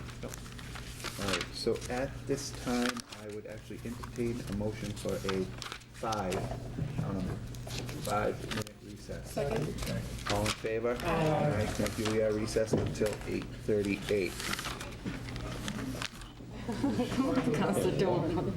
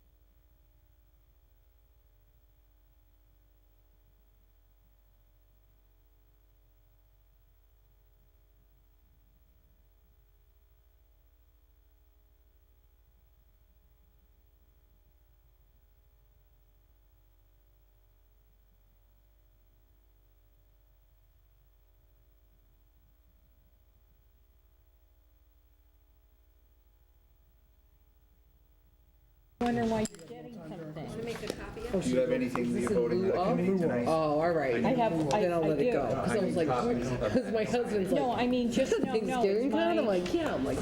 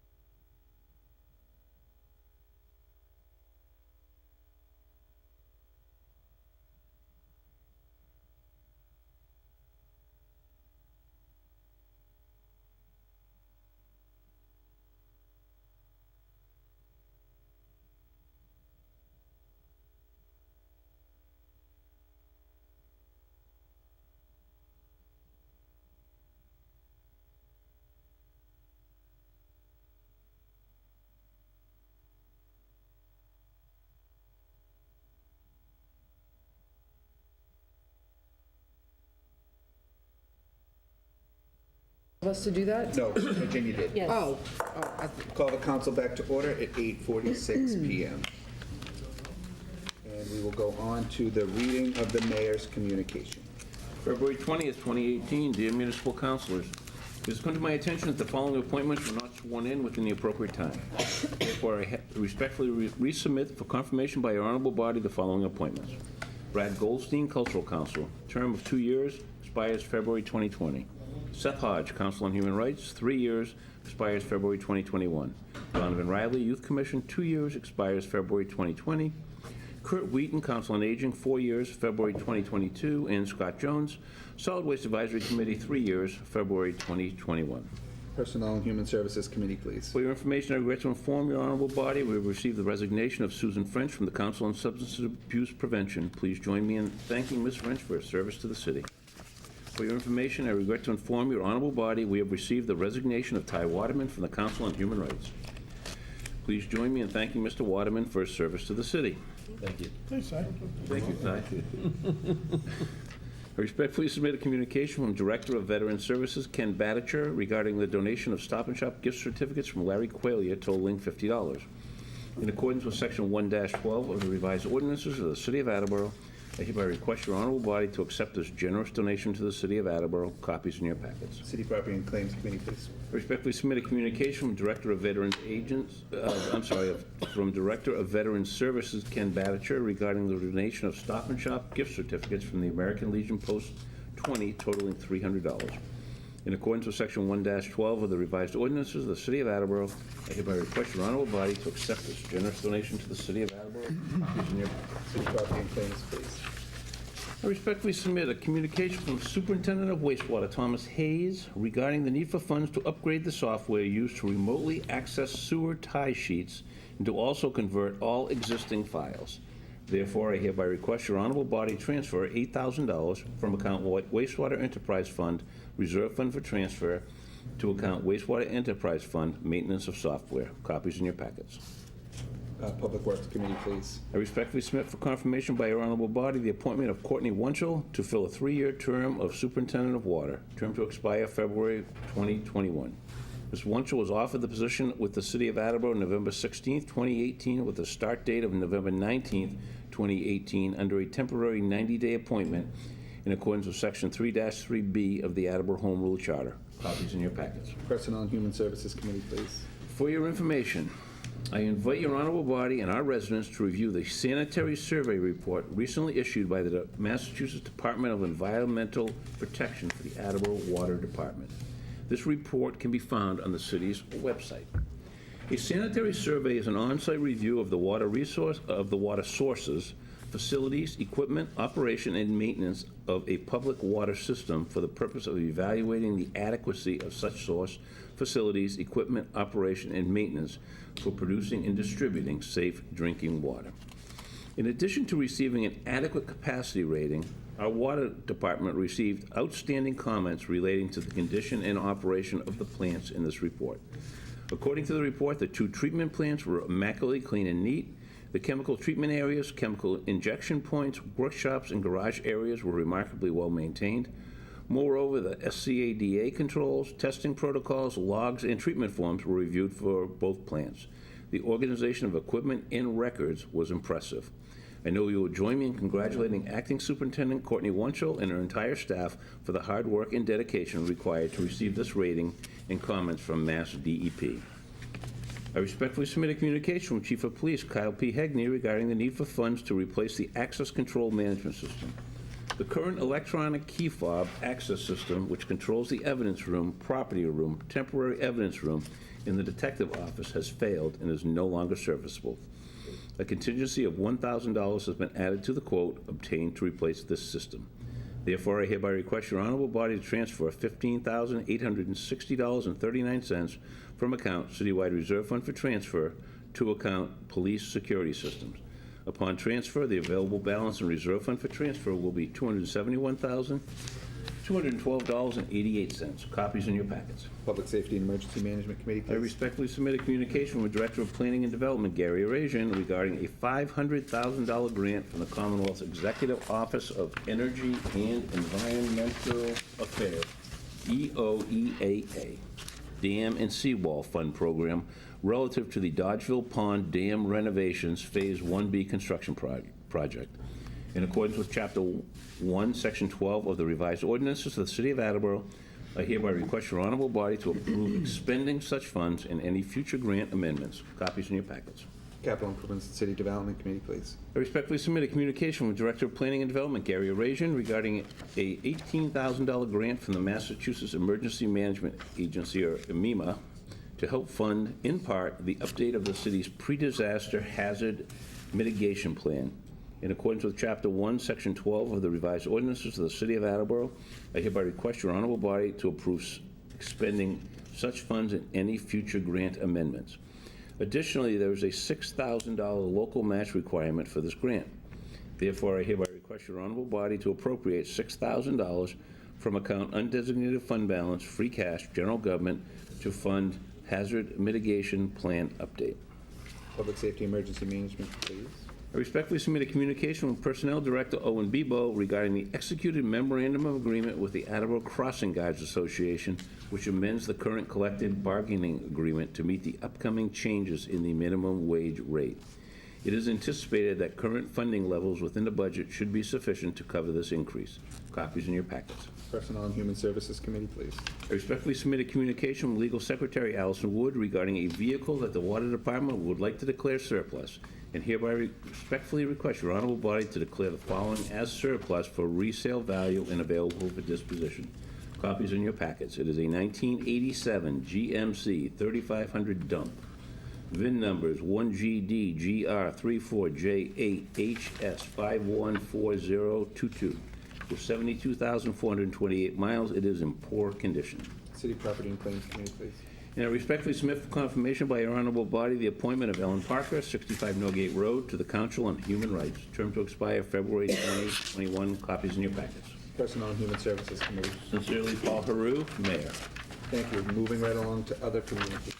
Okay, we have an application from National Grid and Verizon to install 5 new poles at Dale Court Extension and relocate P6234 and renumber pole 1. A public hearing is needed. Public Works Committee, please. And Councilor Jackson, would you like to call for the public hearing on December 18th? December 18th would be great for public hearing, yes. Thank you. So we'll have a public hearing for that matter on December 18th. Take a roll call, take a voice vote. All in favor? Aye. Thank you, motion passes. We received an application for a coin-op amusement device license for a merry-go-round and a truck, devices from Demoulas Supermarkets, Inc., Market Basket at 1200 Newport Avenue, Attleboro. So License Committee, please. Received some applications from Tri-Town Auto of 1850 County Street, Attleboro for a Class 2 and a Class 3 license with 4 customer parking spaces and 6 display spaces to buy and sell secondhand motor vehicles. Thank you. This is a renewal application, so there is no public hearing required. License Committee, please. We received a communication dated November 9th, 2018 from the Commonwealth of Massachusetts Office of Consumer Affairs and Business Regulation regarding a recent audit of local car dealers for lemon law compliance. License Committee, please. We received a communication from President Jack Lank of the United Regional Chamber of Commerce regarding reasons to eliminate the dual tax rate. Budget and Appropriations Committee, please. We received an application from Junior's Bar and Grill, 147 Pine Street, for an automatic amusement device license for 2 pool tables and 1 jukebox. License Committee, please. We received a communication for the Public Employee Retirement Administration Commission of the Commonwealth of Massachusetts supplying the amount to be appropriated for the retirement system for fiscal year 2020, commencing on July 1st, 2019. Budget Committee, please. We received a communication from resident Linda Carabaris of 866 South Main Street regarding her support for the ban of single-use bags. Ordinances, elections, and legislative matters. We received a communication from resident Chris Riley of 47 Parsonage Way suggesting the council reject lowering the tax rates paid by businesses. Budget and Appropriations Committee, please. And we also received a communication from Recreation Director Dennis Walsh regarding tennis courts at Finberg Field. Budget and Appropriations Committee, please. And that is all. Thank you. At this time, I entertain a motion to go into Committee of the Whole. Second. All in favor? Aye. Thank you. We are now in Committee of the Whole. Is there anyone that would wish to address the council on any matters of business at this? Now is the time. Seeing none, I entertain a motion to revoke. Second. All in favor? Aye. Thank Francis? Sorry, you would. Did I make it? No, you did not, unfortunately. Not paying attention. Okay. Catch me on the way out.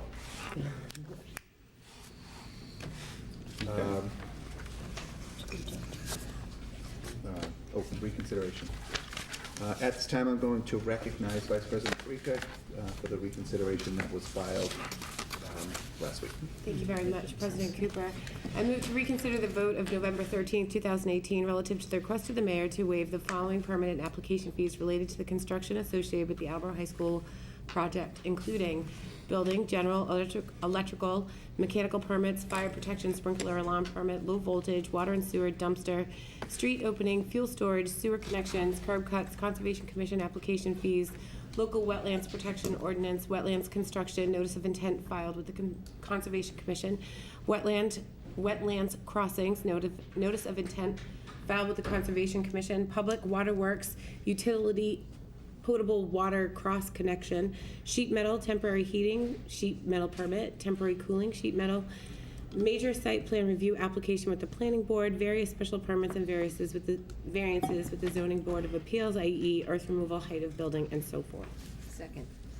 Thank you. The motion is in order. Council Parika, any comments? Just very briefly, this was it came to our attention after we took the vote last Wednesday that there was a particular piece of business that was left off where we can waive a 35% fee for the gas applications.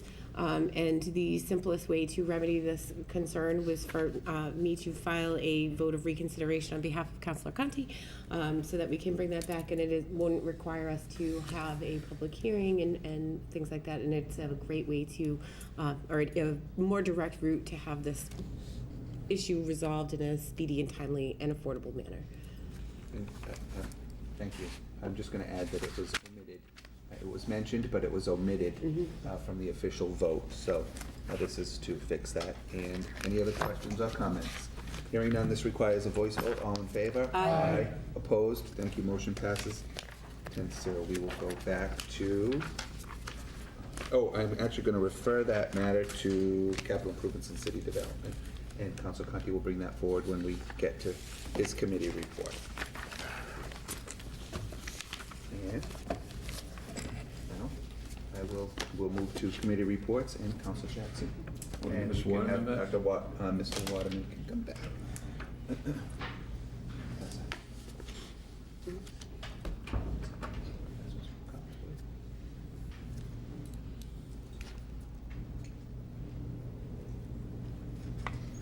Thank you, Mr. President. Reporting for Public Works Committee, I have one motion this evening. From the docket of November 20th, 2018, I entertain a motion to approve the request of the mayor to appropriate $19,200 from account 1000-359000 undesignated fund balance, free cash, general government account to the following accounts: $9,600 to account 1630100-587061 recreation leak vacuum, $9,600 to account 1650100-587061 park and forestry leak vacuum. Second. Thank you very much. Thank you. Motion is in order. Any questions or comments, Council Jackson? The vacuum had broken, and it's shared between both departments, both recreation, park and forestry. Between the two departments, they had purchased a new vacuum, which we all obviously know they need one, especially this time of year. That's all my comments. Thank you. Any other questions or comments? Hearing none, this requires a roll call vote, and the vote will begin with Council Jackson. Ms. Jackson? Yes. Mr. Waterman? Yes. Mr. Conti? Yes. Mr. Cobus? Yes. Vice President Parika? Yes. Mr. Delicio? Yes. Ms. Dolan? Yes. Ms. Reynolds? Yes. Ms. Holmes? Yes. Mr. Blair? Yes. President Cooper? Yes. 11 yeas, 0 nays. Thank you. Motion passes. Thank you, Mr. Cooper. I have Thank you. President Cooper, excuse me. I have no further business this evening for Public Works, but I'd like to call for a committee meeting at the appropriate time next week. And I wish you all a very, very happy Thanksgiving. Thank you. Council Waterman. Thank you, President Cooper. I'm going to report on Personnel and Human Services Committee. I move to approve the request of the mayor to transfer $500 from account 1124100-578300, the citywide reserve fund, for transfer to account 1145100-514030, treasurer longevity, regarding the need to make a longevity payment to the payroll administrator for credible service with the city. Second. Motion And is in order. Any comments? comments I would defer to Councilor Holmes. I don't think there are any. Yes, so I brought this out into committee meeting, thank you, and so it's a longevity payment for $500, and it was pretty straightforward. Great. Any other questions or comments? Hearing none, this requires a roll call vote, and we'll begin with Councilor Blair. Mr. Blair? Yes. Ms. Holmes? Yes. Ms. Reynolds? Yes. Ms. Dolan? Yes. Mr. Delicio? Yes. Vice President Parika? Yes. Mr. Cobus? Yes. Mr. Conti? Yes. Mr. Waterman? Yes. Ms. Jackson? Yes. President Cooper? Yes. 11 yeas, 0 nays. Thank you. Motion passes. And I also have a motion, President Cooper, to approve the request of the mayor to transfer $9,353.04 from the account 1124100-578300, the citywide reserve fund, for transfer to account 1541100-511000, Council on Aging, regarding salary, regarding the need for funds to increase the senior clerk position to 35 hours due to the added workload. Second. And I would also defer to Councilor Holmes for any comments. Thank you. Thank you. So I did bring this out in committee meeting last week. This, it seemed to get support, and I certainly support it. It has to do with increased hours at the Council on Aging to 35 hours. That concludes my comments. Thank you. Any other questions or comments? Hearing none, this also requires a roll call vote, And the vote will begin with Counselor Jackson. Ms. Jackson? Yes. Mr. Waterman? Yes. Mr. Conti? Yes. Mr. Cobus? Yes. Vice President Parika? Yes. Mr. Delissio? Yes. Ms. Dolan? Yes. Ms. Reynolds? Yes. Ms. Holmes? Yes. Mr. Blair? Yes. President Cooper? Yes. 11 yeas, 0 nays. Thank you, motion passes. That concludes Personnel and Human Services Committee for this evening. Call for, Call a committee meeting at the next appropriate call for a committee meeting at the next available time. Yes, perfect. You did great. Yes. You did great. Thumbs up. Counselor Conti. Good job, get the first one over. Thank you, Mr. President. Reporting for the Capital Improvement and City Development Committee, I think I would like to take up the reconsideration Please do. vote first. Yep. And start by thanking Councilor Parika and Administrator Virginia. Been a long day. For catching this error, I really thought I had it, but things popped so fast just before that meeting started that made a slight error. So, from the docket of October 2nd, 2018, I move to approve the request of the mayor to waive the following permit and application fees related to the construction associated with the Attleboro High School project, including building general, electrical, mechanical permits, fire protection sprinkler alarm permit, low voltage, water and sewer, dumpster, street opening, fuel storage, sewer connection, curb cuts, Conservation Commission application fees, local wetlands protection ordinance, wetlands construction, notice of intent filed with the Conservation Commission, wetlands crossing, notice of intent filed with the Conservation Commission, public works, public water works, utility, potable water, cross connection, sheet metal, temporary heating, sheet metal permit, temporary cooling sheet metal, major site plan review application with the planning board, and various special permits and variances with the zoning board of appeals, such as earth removal, height of building, and so forth. Is there a second? Second. Thank you. Counselor Jackson. He didn't finish it. Yes, he did. So, he did finish. We have to vote it as it initially came out. He's gonna make an amendment, if you give him a half a second. Okay.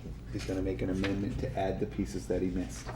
Counselor Conti. Thank you. So the motion's in order. Yes, it is, sir. So I wish to amend the motion, which is in order, to add this addition. To waive the 35% portion of the gas and plumbing permit that is normally deposited into the general fund, the 65% portion of the fee is to be collected in accordance with ordinance 20.3-2. Second. Thank you. The motion is in order to amend. Any questions or comments? Hearing none, we'll take a roll call vote just because we don't want to do this again, and the vote will begin with Counselor Blair. Mr. Blair? Yes. Ms. Holmes? Yes. Ms. Reynolds? Yes. Ms. Dolan? Yes. Mr. Delissio? Yes. Vice President Parika? Yes. Mr. Cobus? Yes. Mr. Conti? Yes. Ms. Jackson? Yes. President Cooper? Yes. 10 yeas, 0 nays. Thank you. The motion now as amended is in order. Any questions or comments, Counselor Conti? None. Any from anyone else? Hearing none, again, we're voting on by roll call vote, beginning with Counselor Jackson on the motion as amended. Ms. Jackson? Yes. Mr. Conti? Yes. Mr. Cobus? Yes. Vice President Parika? Yes. Mr. Delissio? Yes. Ms. Dolan? Yes. Ms. Reynolds? Yes. Ms. Holmes? Yes. Mr. Blair? Yes. President Cooper? Yes. 10 yeas, 0 nays. Thank you, motion passes. And just make note that Mr. Waterman did not participate. Thank you. We can call him back. Yeah, he can come back now. And coming. Shall I wait for Mr. Waterman? Yeah. Sorry about all the shuffle. It's okay. He's getting the steps in places. Yeah.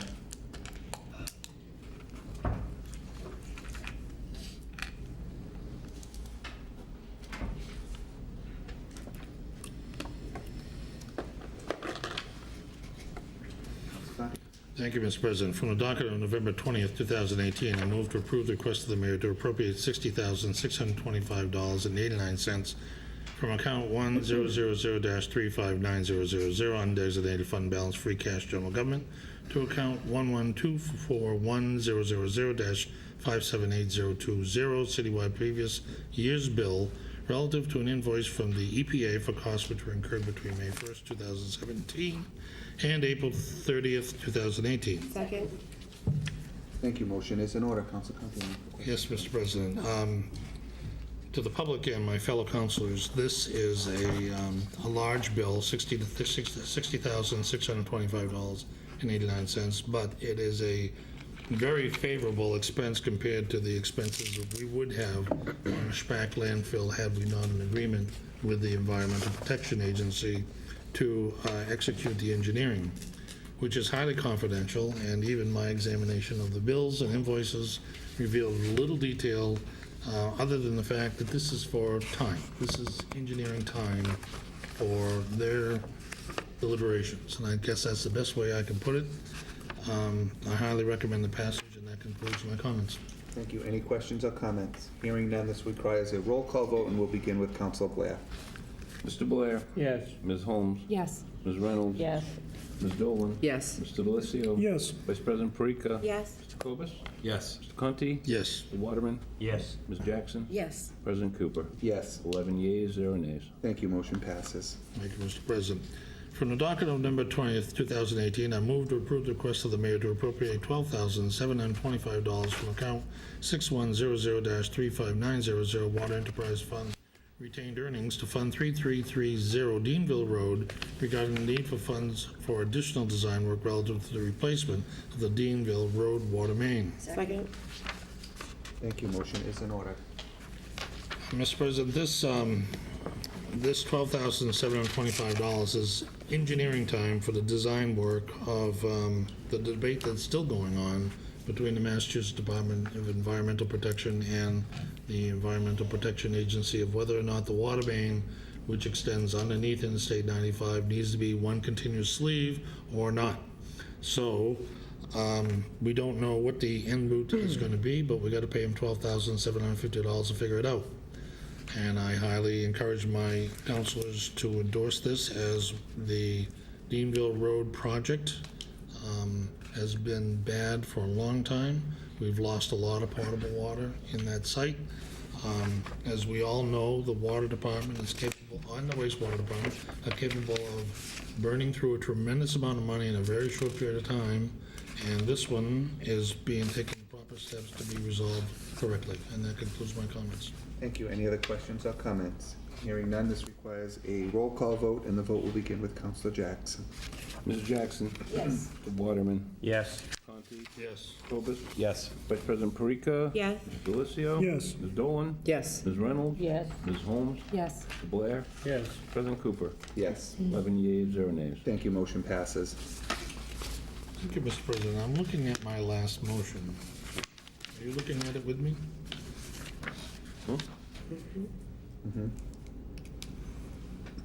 Is that in order?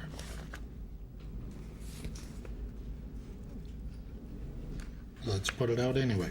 From the docket No, of our... I think it is, but voted anyway. Yes. Because we reconsidered. Yes, from the docket of October 2nd, 2018, I move to approve the request of the mayor to waive the following permit and application fees related to the construction associated with the Attleboro High School project, including Conservation Commission application fees, stormwater management application with the Conservation Commission, one for the roadway and one for the new high school itself. Second.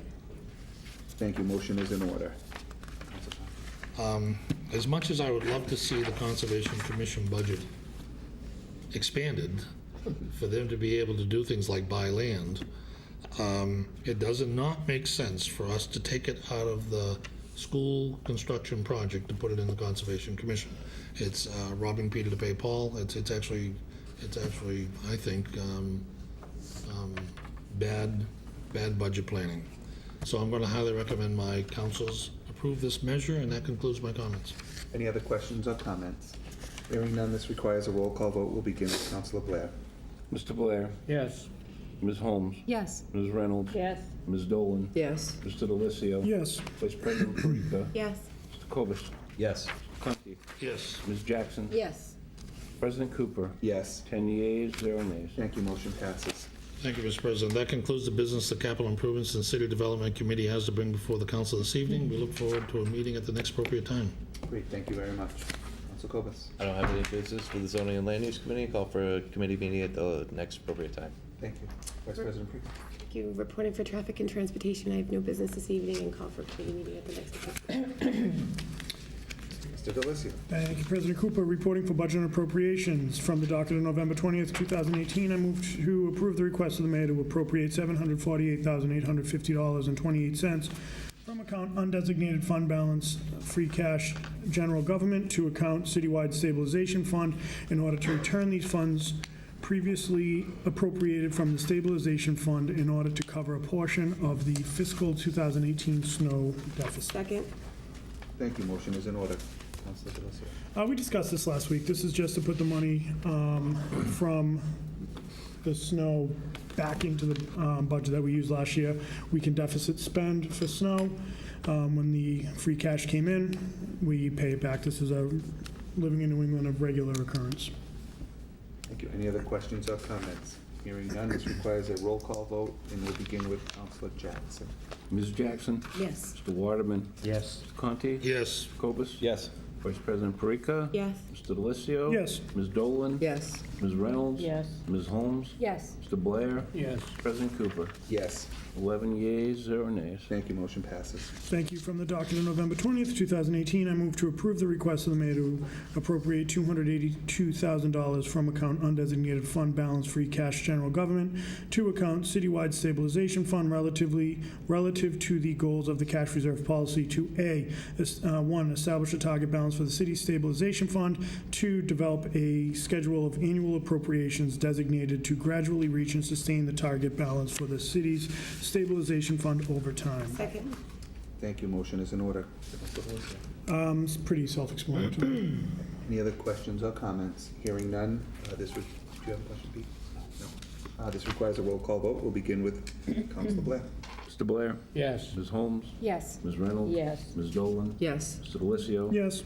Vice President Perica? Yes. Mr. Cobus? Yes. Mr. Conti? Yes. Mr. Waterman? Yes. Ms. Jackson? Yes. President Cooper?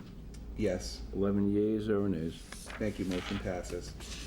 Thank you. From the docket of November 20th, 2018, I move to approve the request of the mayor to appropriate $148,137.83 from account undesignated fund balance, free cash, general government, to account citywide stabilization fund relative to the return of funds from the stabilization fund for Winter Storm Riley expenses. Second. Thank you. Motion's in order. Thank you, President Cooper. This is just to put the money used for Winter Storm Riley expenses, which was late in the season last year, back into the stabilization account. Okay. Any other questions or comments? Hearing none, this requires a roll call vote. We'll begin with Councilor Jackson. Ms. Jackson? Yes. Mr. Waterman? Yes. Mr. Conti? Yes. Mr. Cobus? Yes. Vice President Perica? Yes. Mr. Delissio? Yes. Ms. Dolan? Yes. Ms. Reynolds? Yes. Ms. Holmes? Yes. Mr. Blair? Yes. President Cooper? Yes. 11 yeas, 0 nays. Thank you. Motion passes. Thank you. From the docket of November 20th, 2018, I move to approve the request of the mayor to approve a supplemental appropriation in the amount of $331,010 to account citywide transfer to capital fund, and to further transfer $331,010 from account citywide transfer to capital fund to fund Finberg Field other financing sources relative to the modifications of the Finberg Field remediation project. Second. Thank you. Motion is in order. Councilor Delissio. Yes, so this has garnered quite a bit of attention over the last week. This is in order to complete the project down at Finberg Field. A lot of the concern was around the tennis court, so I want to thank Dennis Walsh really for his memo to the council regarding this. I want to thank him for his accessibility, because I had some questions as well. As far as the tennis courts are concerned, with the high school project coming up, their tennis courts are going to be torn up. The high school won't have a place to practice or to play. The recreation department won't have a place for their summer tennis program, which is one of their biggest programs. Furthermore, without those facilities available to the high school team, there will be additional costs for busing to practice, because it will be off-site, as well as all home games. However, as it relates to this project in particular, this tennis court is going to serve for cap of the project as well. So I think Dennis did quite a good job in terms of explaining how the project all fits together. I handed out to the committee last week a breakdown of the additional costs, which included a contingency of $107,000. So having that contingency in there makes me feel a lot better, as it does with any sort of a project. But that's really all the comments I have on that. Any other questions or comments? Council Colbert. With this, my concerns were never really with the tennis courts themselves or the need for this project. I mean, obviously the safety of the kids is always paramount and most important. My concern was where this money was coming from, and I missed it the first time I went through it. But with this being a supplemental appropriation, I didn't realize that we were adding this to the budget, and so that we could collect these funds as part of the tax bills going out. And I think what was the word from the mayor, that it's a nickel, but it's a nickel on the tax rate, for the residential tax rate. But for the average homeowner, this will end up costing them $20. And so I was concerned that wasn't immediately we weren't made aware of that, and I went back and forth between, do we want to reject this so that we could take the money out of free cash, where we have the largest amount of free cash I think the city's ever seen, or it was the last report from Deb showed it as there was $2.3 million remaining in there. And so I went back and forth personally between, not whether or not to reject the project itself, but do we want to reject this motion in order to suggest to the administration that they take it out of free cash as opposed to going to the residents for it. In as much as I went back and forth, the thing that kept going through my mind was that we have $5 million of outstanding capital improvement urgent capital improvement projects, that and only have $2.3 million left. So I ultimately ended up on the side of we should approve this, and I think it is a good measure. So I encourage others to do so as well. Any other, Council Conti? Thank you, Mr. President. I did try to explain myself without sounding like I'm talking out of two sides of my mouth, because I'm the one who always says we should shut the checkbook. And I still believe, and you're going to be hearing more about this, that the council is the watchdog for expenditures on the budget. And this is as Councilor Kobus just explains, this is a supplemental appropriation. But I also feel that we're not yet at the point in our budgeting process or in our economic period where we need to be looking at cutbacks. And where we had tennis courts, particularly, and I think that we should continue to have tennis courts. And I knew, as I said last week, when I sat at the very first meeting on Finberg Field, that it could not be done for $700,000. And no one in the room believed that it could be done for $700,000. So this is not a surprise to me for the expenditure. I'm supporting the measure because even though it is going to be on top of the budget and cost the taxpayers, I'll take Councilor Kobus's math for granted of $20 a household. I know that because of what we went through with the pension debate back 2 years ago, where we were trying to get $35, and I was against that, as was Mayor Dumas, that even a small number like $20 is a very, very contentious figure. But I stand by my philosophy that the city is not in an economic climate yet where it needs to surrender things, that we should continue to support and continue to try to hold on to what we have. There may come a time, as it has happened in the past, we're going to have to take a hard look at these things and say, absolutely not. But we're not there yet. So for those reasons, I'm supporting this measure, and that concludes my comments. Thank you, Vice President Fricker. Thank you, President Cooper. So one of my very first memories of Finberg Field was when I was a brand new counselor, and the EPA was here with Mayor Dumas. And the initial cost to potentially clean it up was, I believe, $74,000, which we appropriated at that time. I don't think any of us at that time thought had our fingers crossed to have that be possible. We've exercised every single possible option, whether it was turning Finberg Field over to the ARA to see if they could qualify for grants for us to be able to take care of it, or and then having them give it back to us because they couldn't. I think that it is a circumstance which we are actually underneath a directive to have this remediated. We don't have an option on whether or not, I understand Councilor Kovas's where it's coming from and things like that, but we don't have an option to not approve the cleanup of Finberg Field. And very personally, as many people know, Farmers Market was at Finberg Field, and there was a particular area where there is a hot spot there. And I had to call one of my vendors because she had a 2-year-old daughter who used to play in the dirt, and she was a farm kid, and she was filthy every single Saturday. And I had to call her and say, you need to have your daughter tested to see if she has high levels of lead. I don't want to have to make those phone calls to kids playing baseball. I don't want to have to make those phone calls anymore. I don't want to have to think about Finberg Field in this capacity for 5 more minutes. There's money that's left over. If we took it from a different place, that $310,000 would still be sitting on the table.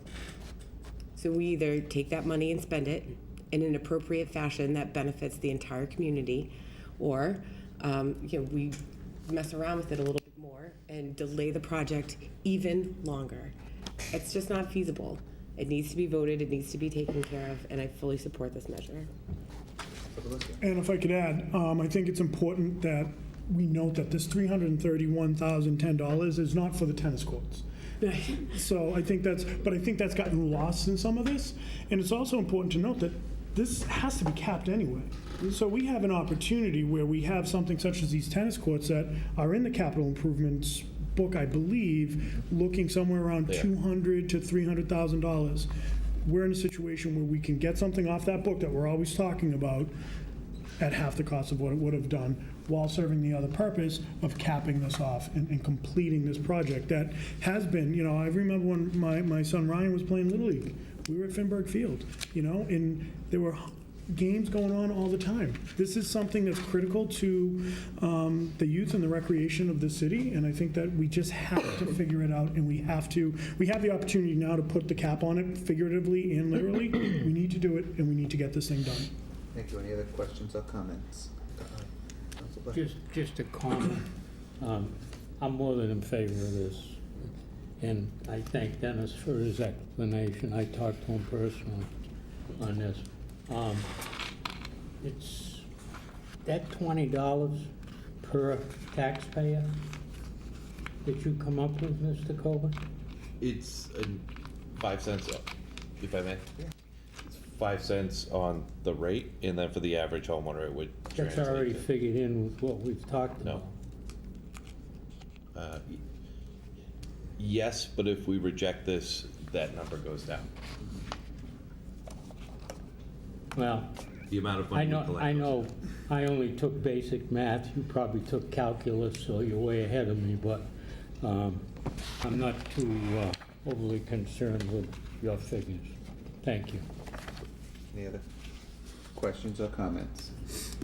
Hearing none, this requires a roll call vote, and the vote will be with Councilor Blair, I think so. Believe, yep. Mr. Blair? Yes. Ms. Holmes? Yes. Ms. Reynolds? Yes. Ms. Dolan? Yes. Mr. Delizio? Yes. Vice President Parika? Yes. Mr. Cobus? Yes. Mr. Conti? Yes. Mr. Waterman? Yes. Ms. Jackson? Yes. President Cooper? Yes. 11 yeas, 0 nays. Thank you. Motion passes. Thank you. From the docket of October 13th, 2018, I entertain a motion to adopt a dual system of classification of real estate taxation in accordance with the appropriate general laws of the Commonwealth of Massachusetts. Second. Thank you. Motion is in order. Thank you, President Cooper. This is just to maintain the dual split, the dual system of classification that we currently have. I believe, yeah. Thank you. Who seconded? Me. Thank you. And again, just let the record reflect that Council Waterman is not participating in the discussion or the vote. Any questions or comments? Councilor DeLisio? Already made my comments, thank you. Anything else? Hearing none, this requires a roll call vote, and the vote will begin with Councilor Jackson. Ms. Jackson? Yes. Conti? Yes. Mr. Cobus? Yes. Vice President Parika? Yes. Mr. DeLisio? Yes. Ms. Dolan? Yes. Ms. Reynolds? Yes. Ms. Holmes? Yes. Mr. Blair? No, No, you said? I'm sorry. emphatically. Okay. President Cooper? Yes. 9 yeas, 1 nay. Thank you. Motion passes. Thank you. Finally, from the docket of October 13th, 2018, I move to adopt a classification factor of 1.25 for the fiscal year 2017. Second. Thank you. Motion is in order. Councilor DeLisio. Thank you. Last week, I voted the tax classification rate out of committee at 1.25 as a courtesy to the work and the input of our city assessor. I do want to thank Stan for the work, all of the work that himself and his office put in, not just this year, but each year. At the public hearing, we heard concern from residents about the fears they have about staying in their home due to the impact of the debt exclusion. I'm sure we've all heard from residents, neighbors, and family members about their fears as well. It's true. We don't know yet what the impact of the debt exclusion will be, and we don't know what it will truly feel like until next year. We have more to consider this year than we have in the past. We have to consider all scenarios when making this all too important vote tonight. Benjamin Franklin said, "But in this world, nothing can be certain but death and taxes." We know taxes will go up every year, and our job tonight is to vote upon where the burden of that increase will lay, and be sure to do it in a way which will keep Attleboro on the road to fiscal strength. We cannot allow for this vote to ostracize businesses or force people out of their homes or pit residents against business owners. The residents of this city need the services our businesses provide. The businesses of the city need the residents' continued support and patronage. I feel it's appropriate this year to give the residents breathing room as we head into fiscal year 2020 and the impact of the debt exclusion is felt for the first time without putting us in an unfavorable position in years to come. Therefore, I would like to make an amendment to change the tax classification rate from 1.25 to 1.31. Second. Thank you. Motion is in order to amend to 1.31. Any questions or comments? Councilor Conti. Yes, Mr. President. I can't support this measure because we do know the impact of the debt exclusion in future years, and I'm particularly worried about the year 2021, when the average residential tax bill is going to go up more than $400. And given that we know it's going to go up $200, between $150 and $200 a year, as it has in the past, that's a $600 increase in 1 year. The other factor that's affecting my influence is that if we make this little step now, we're not able to take that little step later because we've already taken it. And I've watched for 4 years the Taunton Municipal Council be a victim of the maximum rate of 1.75. And what's happening in Taunton is exactly what's happening in Attleboro. The commercial tax assessed value is stabilized and the residential is expanding quickly. As a result, the residential tax rate is rising and the commercial tax rate in Taunton is falling. And there's nothing anybody can do about it because they're at the maximum rate, and they've been at the maximum rate since 1982. So I'm concerned about taking care of the seniors and the future seniors in the years 2021, 2022, 2023, when the debt exclusion is in full force and we are going to be restricting our ability to bring relief to that population. I fear that it's inevitable that the city of Attleboro will one day go to a 1.5 tax rate. It's the debt exclusion almost guarantees it. But it should put off as long as possible to make that shift because the impact on the residential taxpayer is huge. So I won't be supporting the 1.31 because I believe that it should stay at 1.28 this year and bring that average single family tax bill up $221.17. And next year, you'll hear me say it's time to leave the 1.28 because next year, we're going to have not $1.4 million in the debt exclusion included in our tax rate. It's going to be a zero after that. So we're going to start to feel the impact quickly. But it's in 2021 that I have my greatest fear, and that concludes my comments. Thank you. Council Kovas, then Vice President Freak. Councilor Conti, I'm glad you brought that up, and Councilor Delicio, you talk about trying to help people out for the schools, and I applaud you for that, and I've also been thinking about that, like, should we keep the rate lower now so that we can reduce it next year? And I went back and forth in my mind with that. And I think it's more of a philosophical thing. In my mind, first and foremost, I don't think we should shift the tax burden one way or the other based on the debt simply because the debt exclusion is coming up. I understand that it may feel good to give residents a break, but the residents overwhelmingly voted in favor of the school. Everyone expects to see a tax increase tied to the debt exclusion. And residents are the ones that directly benefit from the new school. 50% of the levy is spent on education. Take my family, for instance. I have 3 children in public schools, which cost the city $7,000 a piece. Now, granted, the Chapter 70 funds takes half of that, but I only pay $5,000 in property taxes. So the city's losing $5,000 a year on my family, just in educational benefits. So I think it would be incredibly insensitive and unfair for us to shift more of that burden onto commercial and industrial entities next year simply because of the debt exclusion, when commercial entities didn't have an opportunity to vote on the schools, nor do they directly benefit from those educational benefits. However, I think we should base our changes on real data and look at policies set forth by the previous administration. I'll continue on that. So my argument is I don't think we should base our decision this year or any year based on the debt exclusion, because from a philosophical perspective, I don't think it's appropriate for us to sort of babysit the residents and tell them, we're going to take a little bit of extra money this year as opposed so that we can give you a break next year. I don't think that's our job to do. We should look at the data and make changes based on what the data says. And this year is an incredible anomaly in that the assessed home values went up 8.5% this year, so if we stick at a 1.28 rate, the residential taxes will go up over 5% again for the 3rd year in a row. And according to the policy set forth by the previous administration, based on them, and we had Paul Denisi in here talking to us before, he suggested we should move to a 1.34 rate so that residents only see a little, I forget what the numbers were, but a little bit over a 3% increase in commercial is less. 3.8. What is it? 3.8. 3.8%. So, I mean, it might sound nice to say we want to stay at 1.31.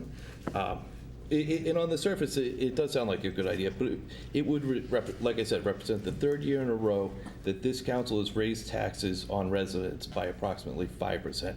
This isn't, I don't think this is appropriate for one of the state's 26 gateway communities where the average income is below the state average and the city's average education level remains below the state average. I prefer to see Attleboro's residential rate remain lower than the state average and our commercial rate slightly higher. By not doing so, we're failing to recognize the city as a gateway community. So right now, our residential rate's a little bit below the average, our commercial rate's a little bit higher. If we move to a shift of 1.31, we will be giving commercial entities a 0.4% increase in their overall tax bill while residents see a 4.75% increase. This will result in businesses only seeing 1% overall increases in their tax bill as compared to 3 years ago. So residential rates have increased 15% over the last 3 years, while commercial rates have only increased 1%. I don't think that's appropriate for a gateway community. I think we need to keep Attleboro an affordable place to live, and that concludes my comments on the 1.31 rate. Thank you. Vice President Parika, go right down the line. I think it was Holmes, Reynolds. He's Thanks. lost me Thank completely. you, President Cooper. Well, that was a whole lot of information to digest right there, Mr. Kobus. So my initial thoughts with regards to the tax rate, by taking emotion out of it and things like that, and looking to the future, was my initial response was to remain at the 1.28. And because we need that buffer room as we move forward. Yes, so it would appear that we're trending, that our home values are moving up, and but listening to individuals here the other night, being caught at the Blue Pride Palooza in the bathroom, having a conversation about the split tax rate, in a variety of other areas in the city that I've gone to, there is a fleet being brought out. One of the things that Councilor Conti brought up was how this will affect seniors and things like that. A polite reminder, which maybe George Rhodes might like to do a report, article on something like this, because it hasn't been mentioned out in public quite, unless it was here. This municipal council just recently created a special committee to research tax abatements and incentive programs for the elderly, individuals with disabilities, and a variety of other qualifications that would need that. There is a time frame on that to come through with some recommendations and suggestions by the end of January. I think that we have to have faith in our counselors that are on that committee to be able to work together and kind of come up with some different ways to also help and supplement the individuals that most specifically were here and speaking in front of us. As I contemplate, my concern about going to I do support it. My concern about 1.31 is as we go next year, we'll have less wiggle room. However, we may have more incentive, more programs available, and abilities for individuals in our community in need. So I will support the 1.31, knowing full well that as we move forward, we're going to have to be more thoughtful with regards to, not that we're not thoughtful now, that's not what I meant, but it's going to be much more challenging as we move forward. Thank you. Thank you. Councilor Holmes. Thank you. I really want the rate to be 1.33, the shift to be 1.33. I feel like I'm not willing to really go any other direction besides that. We cannot use the data for future years and say, in the future we'll do this. We had a 9% increase in residential properties this year. We haven't had that since 2006. Only 1% was new growth. That means the current homeowners that have living in their home have had a 9%, their value of their home has gone up. I am not comfortable making, in the last 3 years, 15%, their tax increased by 15%. So please, let's not think of the future. Now, next year, the data may indicate we need to go back down to 1.28. We have to use the data this year. That's what we're supposed to do to determine this. Not in the future, we're going to be at 1.50, so let's slowly get there. That's not how it works. You use the data now to guide us. And in terms of bringing up other cities, if it's been in that rate since the 80s, really, that's not data that we can use for right now. We're nowhere near 1.5 shift. So that concludes my comments. Councilor Reynolds, and then Blair, and then Dolan. So I'm just going to jump on the Paul Denese bandwagon, who was on the Committee for Tax Classification, put there by Mayor Dumas, and many times he jumped on board with our assessor. I think this was the first year he actually went the other way, and for some reason I don't have his information with me, but I recall him saying 1.34 or 1.35. And although I agree a lot with what Councilor Coffey has to say, as well as being really knowledgeable about this because he is an assessor himself, look, it's going to be ugly. I don't know how we can possibly get away from it as the coming years come forward, and I agree with Councilor Kobus. People voted for it, but people vote for a lot of things, and then when they have to see it and it actually happens, it's a rude awakening, so we know it's going to come. I personally would like to go with Paul Denese, where he thinks we should go, because he personally said it brings the residents to 3.8, and it does nothing to the commercial and industrial. They stay the same. Doesn't hurt them or whatever, and I believe that he said 1.34. That's what he said, 1.34. And it left business alone. So his rationale, to me, is the most vividly what you're pretty much saying, Councilor Cobus, and I also think, again, that Councilor Conti, I love what you're saying here, and I think we're all going to, as the road moves forward, we're going to see a lot of things happen, but I personally would like to see us go to the 1.34 because I think it helps the residents tremendously, and it does nothing to affect business, and that's my comments. Thank you. Thank you. Councilor Blair? I personally will be in favor of the amendment at 1.31. As I look around this council, I don't see anybody here that's ever had to make a payroll or lay a person off in a small business. I was in it for 55 years, and I went a lot of weeks without taking a pay. In tough times, I went months without taking a pay. And thanks, Beverly, for saving some money for those particular times. I'm not in favor of giving a tremendous break to businesses, but I've worked 19 years to get this spread down to where it's palatable. And we're not going to cure it for seniors unless Ms. Holmes's committee comes up with something, for instance, freezing taxes for citizens. Senior citizens, when they reach 70 years old per se, and have lived in their homes for 20 years. I know that's going to affect taxes for everybody, businesses and homeowners, because what we lose there will have to be made up somewhere. In my math, it all has to equal to the end figure, whether it comes from businesses or residential. It takes X number of dollars to run a business.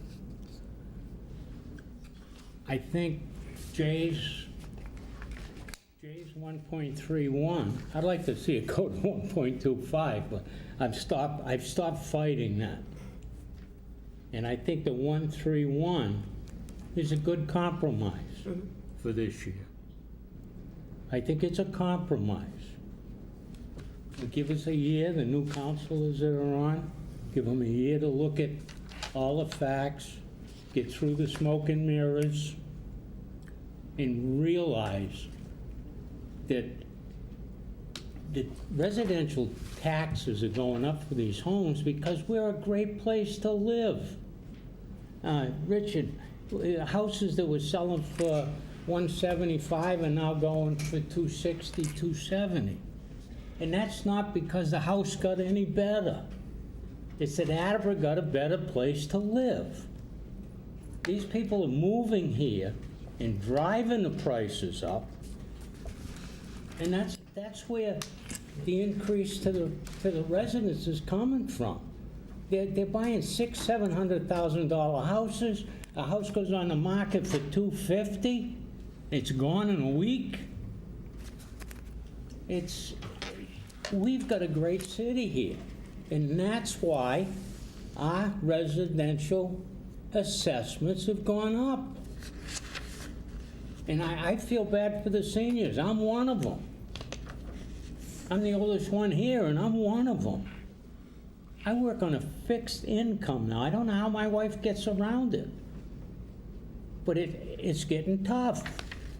And I think other states have done it, fixing the tax rates for seniors, the ones that have already paid their dues, lived here for 20 years, lived in that house, and this year, if their taxes are going to go up X number of dollars anyway, the split's going to make $25, $50 a year difference? If somebody's that close to losing their house at $25 a year, is gonna make it happen, they need help. And changing this tax rate a little in order to give them another $25, $50 isn't gonna do it. We've gotta get proactive on taking care of our senior citizens. And the only way to do it is to freeze their taxes somehow, some way, so they can budget what they're gonna pay every year in taxes, not by throwing them a bone. Thank you. Thank you. Counselor Dolan? Was Jay before me? Nope, Jay's after you. I'm sorry. So I agree and disagree with everybody here. So where I'm at is,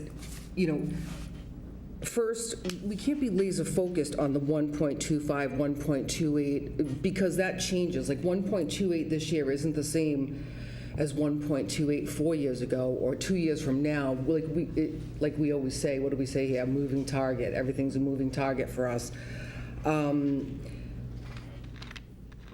This has consumed me for the past week or 10 days, just taking in all these numbers, and I feel pretty clear on a lot of what I've gone over. And if we kept it at the 1.28, that would be a 5.44% raise in taxes for residents. So you proposed a 1.31, so that would be approximately 4.75%. So, we talk about Attleboro being a great place to live, which it is. I've been here my entire life. But it's not going to be if we keep going up 5%, 5%, 5%. Like last year, all the growth was on the commercial side, but yet the residents are 80% of that we pay of everything that goes onto the levy. So I just don't want to forget anything. I don't want to waste my turn. So just bear with me, please.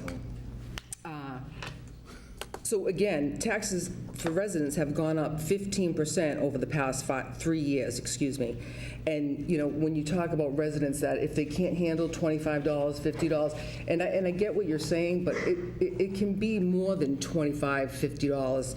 And it's not only the seniors that are suffering. We have other people, that are low income, middle income, and I consider myself a regular Joe. But if we keep doing this every year, I may be moving to Taunton or wherever it was more affordable. So if we keep doing this, it's not going to be a great place to live. You're not going to get more bang for your buck. We're going to be, we're going to have an issue. So again, the 1.31, I think, is a good place to start. But I'd like to make a motion to amend that, if I could. You want to amend it to? I'm sorry? No, we have a point of order. Can I make a motion to amend at this point? We have not voted on the initial motion to Right, amend, so she's we'd have to. further amending. Right, I'd like to We don't have to take a vote further on the amend. first one. do that. No, we can amend and amend and amend and amend, and then we go back to the previous one, and then we go back to the previous one, and then we go back to the. I thought we had to and then we vote. have My no, apologies. we don't. Okay. So, And the arguments with the school, and I agree with Council Cobus that. so just. Oh, I'm sorry, You but said- can I keep talking till I make my motion to amend? To why don't further you amend? Make your motion to All right, amend. and then I can make your keep talking. comments. Okay, so I would like to make a motion to amend further to 1.34. Second. Thank you. So, we are at 1.34, seconded by Councilor Cobus. Councilor Dolan. So I agree with Council Cobus in the sense of, we voted for the school, and we say, yeah, we voted for it, when we get the bill, we're gonna be like, oh, this is great, I understand that point, but commercial's also paying for this. So when it comes to Council Conti's point, who, I know you're very knowledgeable about this, and I'm certainly not being disrespectful in any way. I feel like if we save wiggle room, which makes sense to me in my head, like, okay, we don't want to get right to 1.5 and so forth, but that almost feels like what Council Cova said about, we're going to give you a little bit and then we're going to take a little bit. So it's almost like the World Series Game 6, right? You always use analogies. So we're at the World Series Game 6, you're resting your best pitcher. Why are you resting your best pitcher? Because you don't know if you're going to get to Game 7. So you got this guy sitting there resting. So it's almost like that. Like, why wait? Why hold off on something that we can do now? Because again, we can't be laser focused on the 1.25, 1.28, 1.31, because they mean something different every year. And again, this is if all my, I got a lot going on up here right now. I'm on information overload. 1.31 is different in 2008 as it is 2018, 19, because of the levy, because of the growth, because of everything that's involved. It doesn't mean the same thing. So if we concentrate on 1.25 or, the golden apple, 1.28, it means something different for commercial. And if we were to give a little bit, take a little bit, and wait for the 2021 or 22, then we're going to nail commercial. It's going to be right? So, because we're going to have to shift it if what Councilor Conti said is he wants to stay at 1.28 right now. So that's going to raise homeowners at 5.44%. So depending on what growth looks like and what we're adding, and then again, the assessed value is going up 8.5%. So then it's going to have to come from somewhere. So if I'm correct, you're saying, let's wait till we're feeling the pain of the school, give them a little bonus for the residents, but it has to come from somewhere. So the commercial side is not going to get a bonus. They're going to get a smack in the face. If you can confirm that.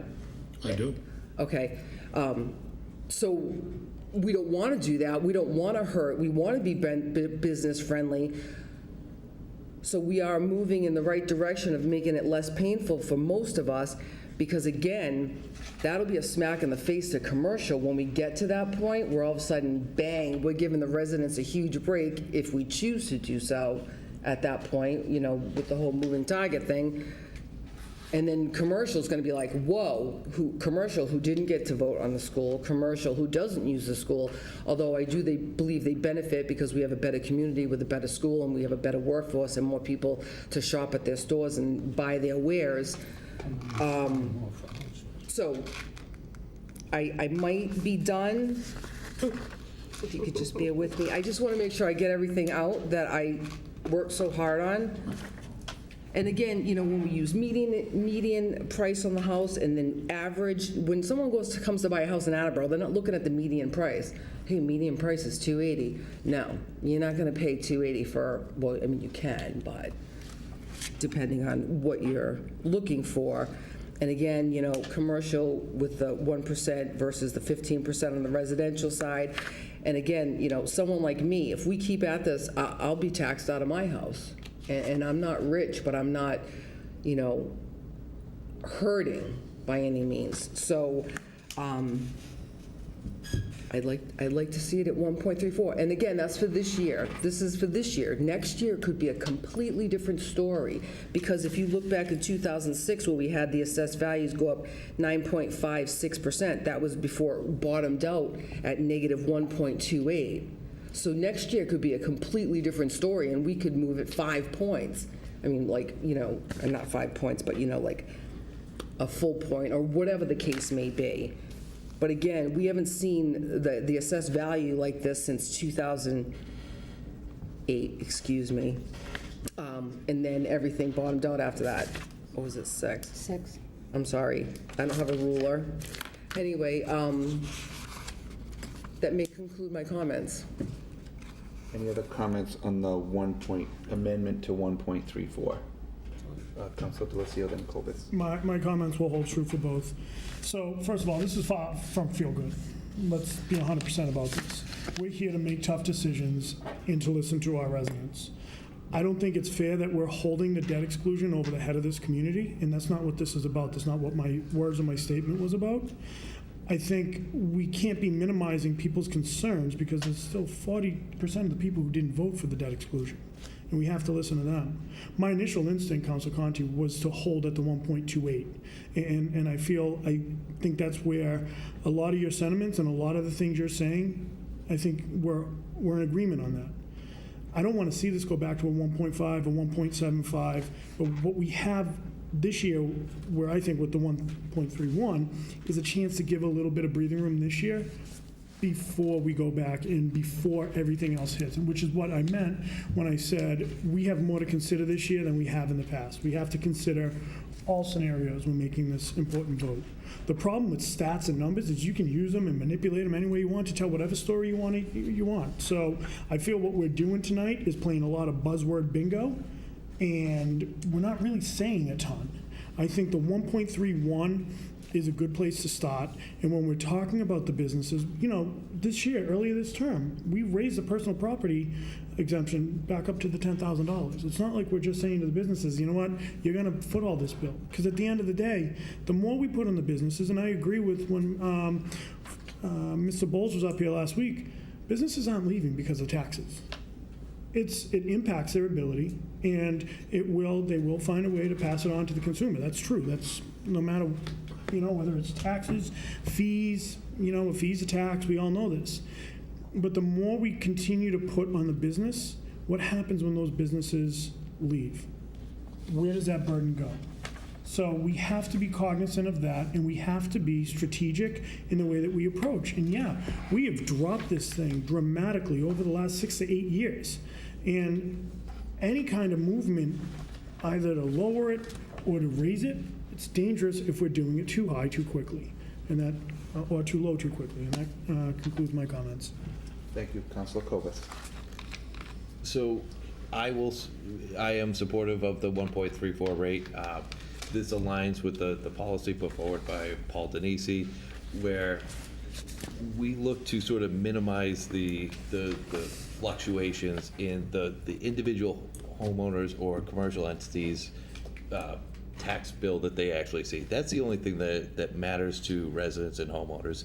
They couldn't care less about the tax shift. That's only important for us. What I sit down in Dunkin' Donuts with and talk to homeowners with, and they bring to me is, look at my tax bill. Look, it's gone up 5% each year. And look at this. What's happening with Proposition 2.5? Why? They come to me with questions saying, like, you're only allowed to raise taxes 2.5%, but my tax bill, look at it right here, went up 5% this year, this year, this year, this year.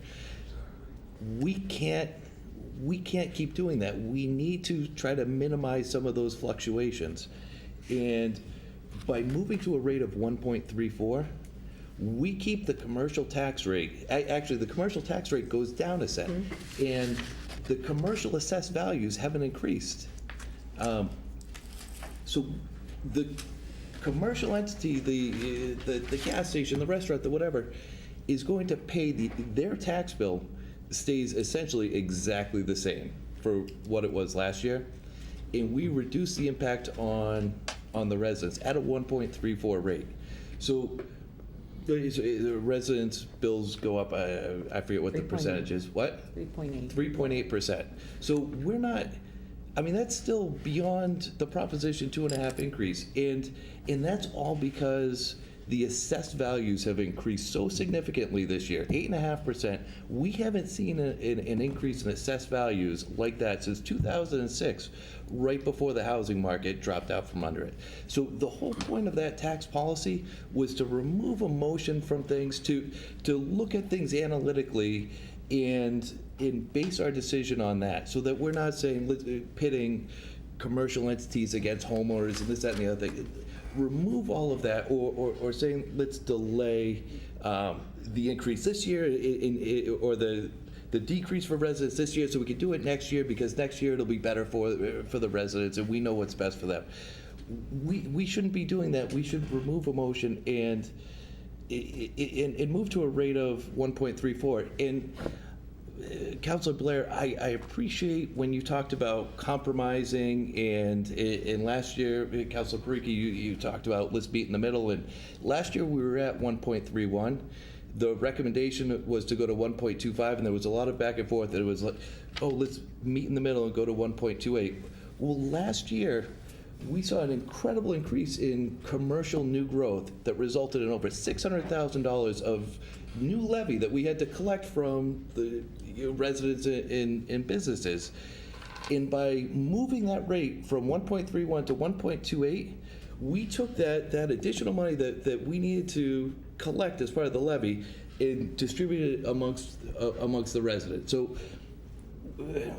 when you talk about meeting in the middle, that we need to base our decisions on facts in data as opposed to just sort of, well, let's meet in the middle and see where it goes. So that's my view. And as far as Attleboro being an affordable place to live, it has been. And that's one of the things I love about this city. By being relatively inexpensive, we have an incredibly diverse social and economic group of people here. It's why I chose to raise my children here. But if we keep shifting the rate higher and higher on residents, year after year after year, you can see the median tax rate, our tax rate, moving closer and closer to the median rate of the state, to the point where if you compare the cost of a 3-bedroom home in Attleboro is $312,000 on average for a 3-bedroom home, compared to the average for Bristol County, which is $333,000. You might say, oh, it's inexpensive to live in Attleboro. That's great, except our residential tax rate is significantly higher than the average tax rate for Bristol County. And to the point where that same home that's worth less in Attleboro compared to Bristol County, we're only paying $45 less than what the average for Bristol County would pay. So if we if we keep moving in the direction we're moving Attleboro further and further away from being an affordable place to live, a place where I want to raise my children. If I wanted to raise my kids somewhere that was a cookie cutter city right along the state average, I would have moved to Mansfield or Franklin or whatever. I prefer Attleboro as an affordable place to live, to raise my kids, to eventually retire, as a place where seniors can afford to age in place. That's my vision for Attleboro, and that's what I see, and that's what sticking with or going to a 1.34 rate will do for us.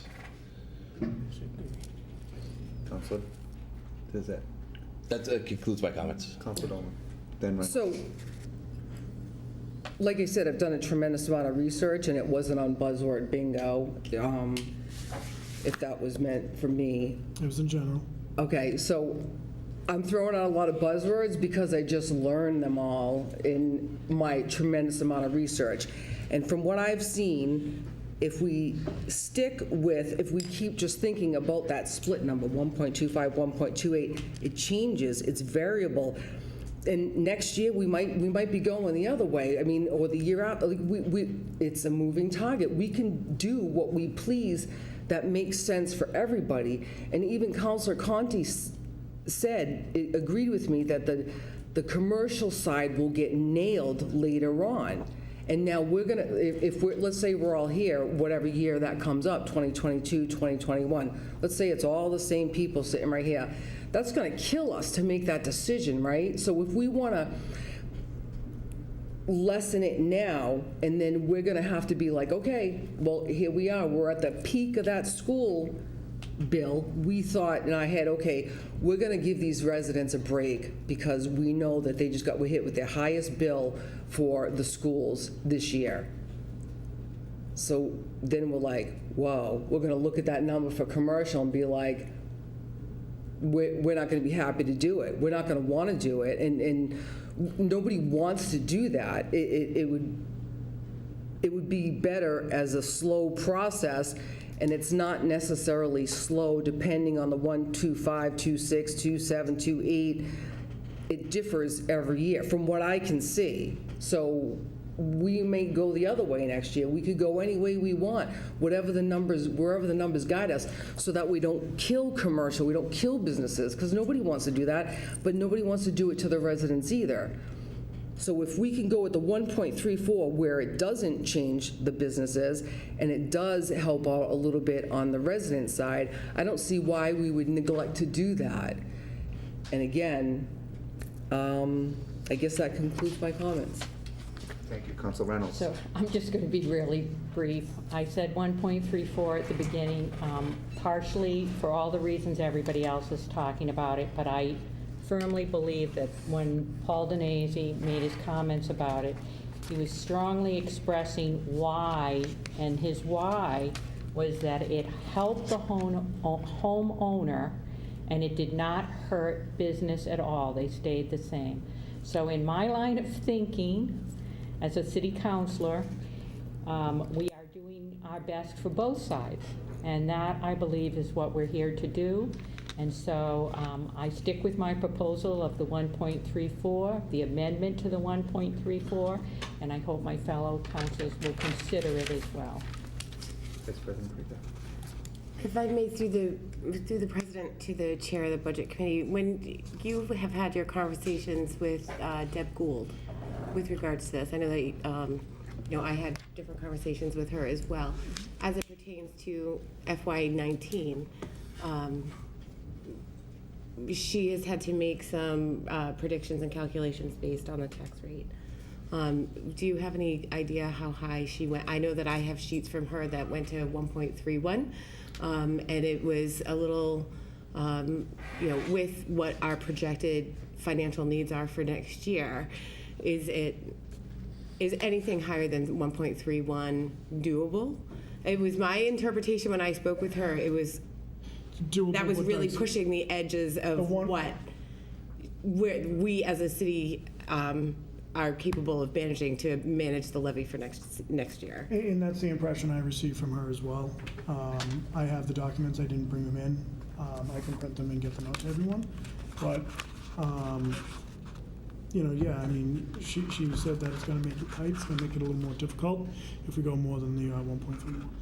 So. Thank you. I don't recall that. Any other questions or comments? Council Move Cobus. the question. Vote on the amendment. That comment doesn't make any sense. The shift rate is how the levy is divided. Like, how could the increase in the shift or that change have any impact on making it tighter? Or, I mean, maybe there's some work to be done as far as recalculating things, but, I mean, the levy's the levy. The levy capacity is the levy capacity. My comment is just that didn't make any sense to me. I can send out the documentation from Deb Gould. I did not bring it tonight.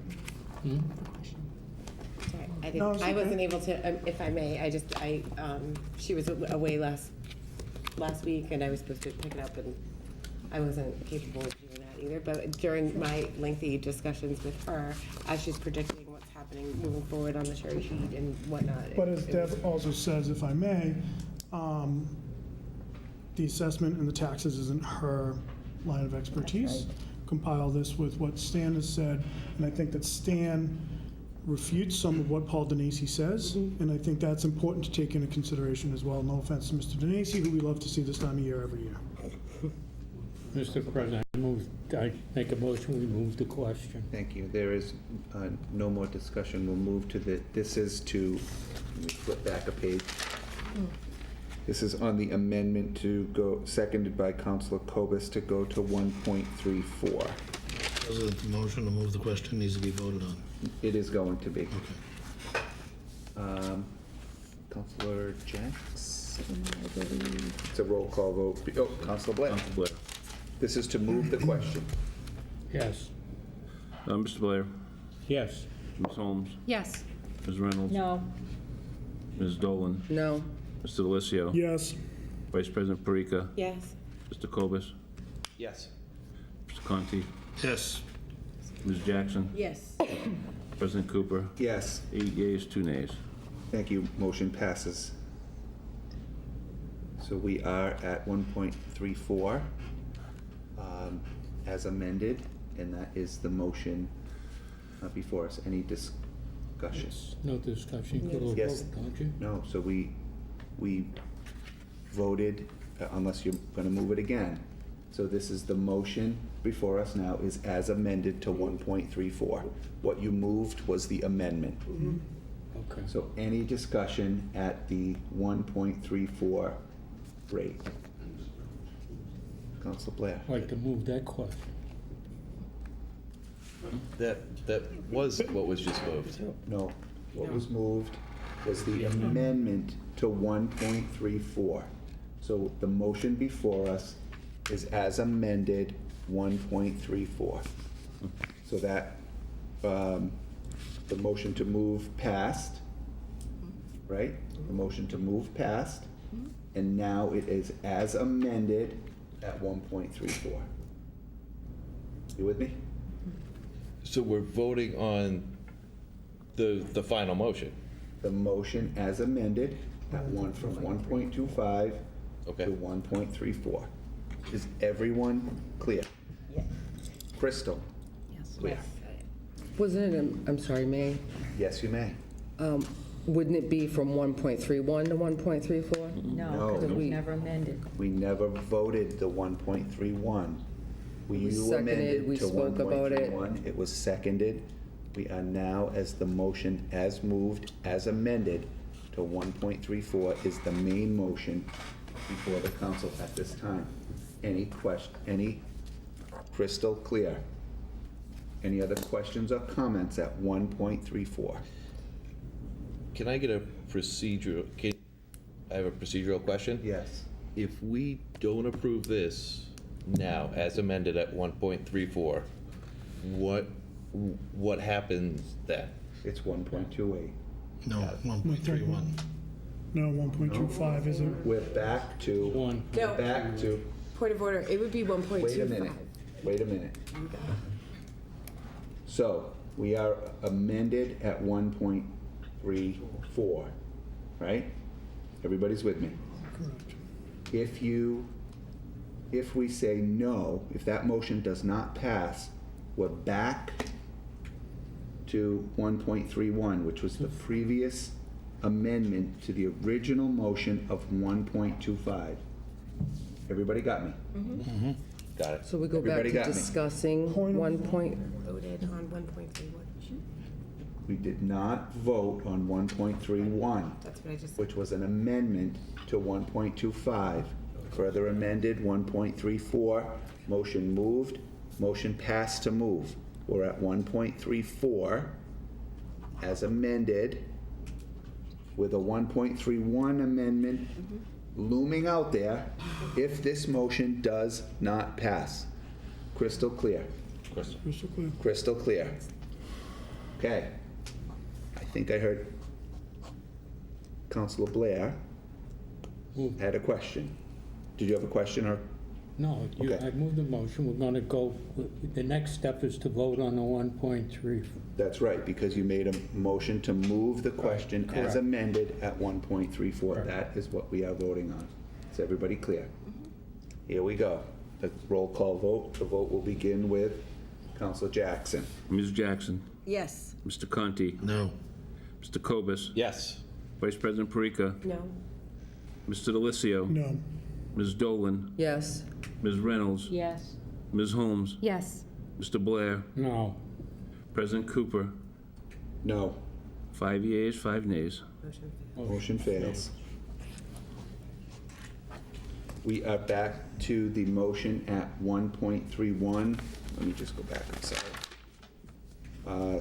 Originally seconded by Council Parika. So we're at Parika, yes. 1.31.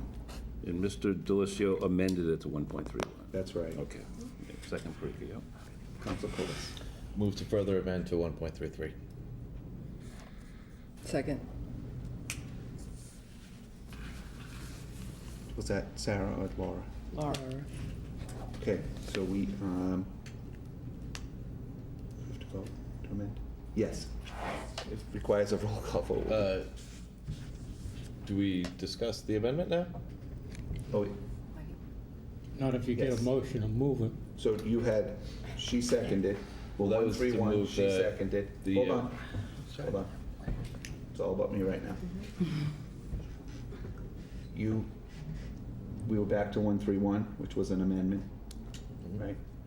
You made a further amendment to 131, seconded by? 133. 133. Oh, I'm sorry, yes, 133, seconded by Laura Dolan. Any discussion about 133? Council Copus. 133 in my mind is the ideal target. I would have preferred 134 as it aligns with the formula proposed by, as part of the tax policy, but 133 isn't horrible. At 133, the commercial increase remains relatively flat, while residential goes up by 4.3%. That 4.3% jump will be painful to residents, but it's far less painful than the 6% originally proposed. Yes, so in all of my comments before for 1.34, stand for at 1.33. Thank you. Any other questions or comments? I think Reynolds, Delicio, then Blair. I just want to say 1.34 would have been a lot less painful at 3.8. End discussion. Thank you. Council Delicio. The 1.25 is the 6% you're talking about. That was brought out of committee to get it out of committee, which, if memory serves, you were in agreement because you didn't raise any comments, concerns, nodded your head in agreement, voted yes for it. As I stated, that was out of courtesy to our assessor, at which he recommended that number, which is why I recommended that. Thank you. So Blair. Move the question. Thank you. So we are at 1.33. Vote, motion to move the question, and the roll call vote will begin with Council Blair. Mr. Blair. So this is to move the question. Oh, yes, I'm sorry. You got me confused.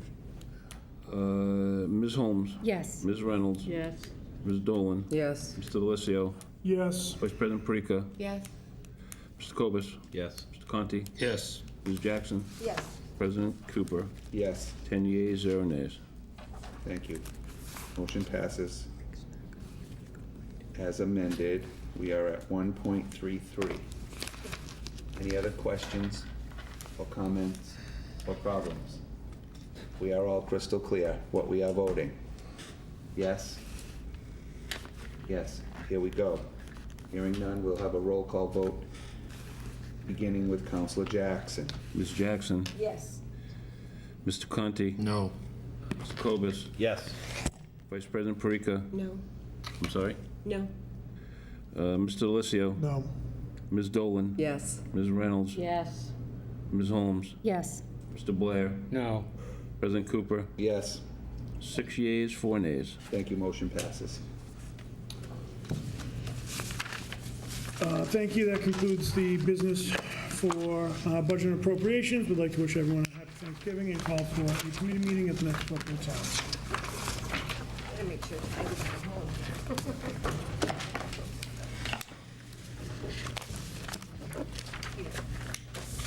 Good night.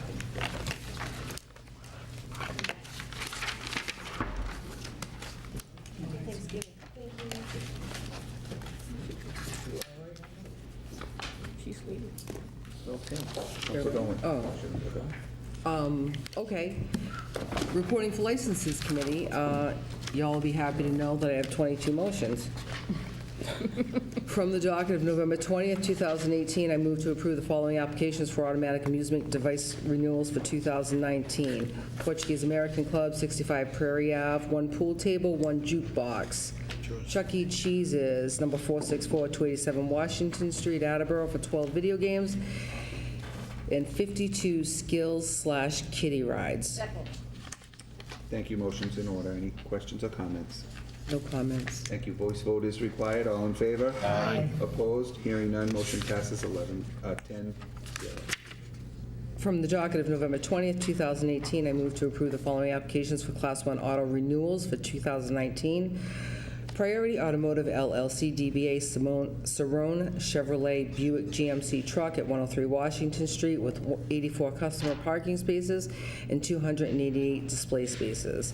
Courtesy Auto Group, Inc., DBA Courtesy Kia Mitsubishi at 795 Newport Ave, Attleboro, with 40 customer parking spaces and 195 display spaces.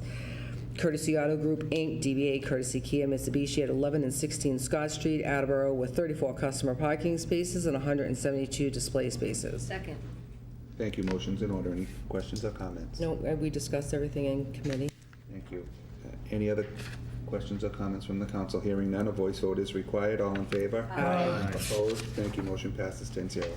From the docket of November 20th, 2018, I move to approve the following applications for Class 2 auto renewals for 2019. Mario Faria, DBA Pinecrest Motors at 2117 County Street, Attleboro, with 4 customer spaces and 15 display spaces. 100% Auto Wholesales LP at 21 Washington Street with 10 customer spaces and 48 display spaces. Greenlight Auto Sales, Inc., 650 Washington Street with 10 customer spaces and 49 display spaces. Seacon Gas and Repair, DBA 123 Mobile at 300 County Street, Attleboro, with 4 customer spaces and 9 display spaces. Classic Auto Sales, LLC at 1100 Oak Hill Avenue for 5 customer parking spaces and 23 display spaces.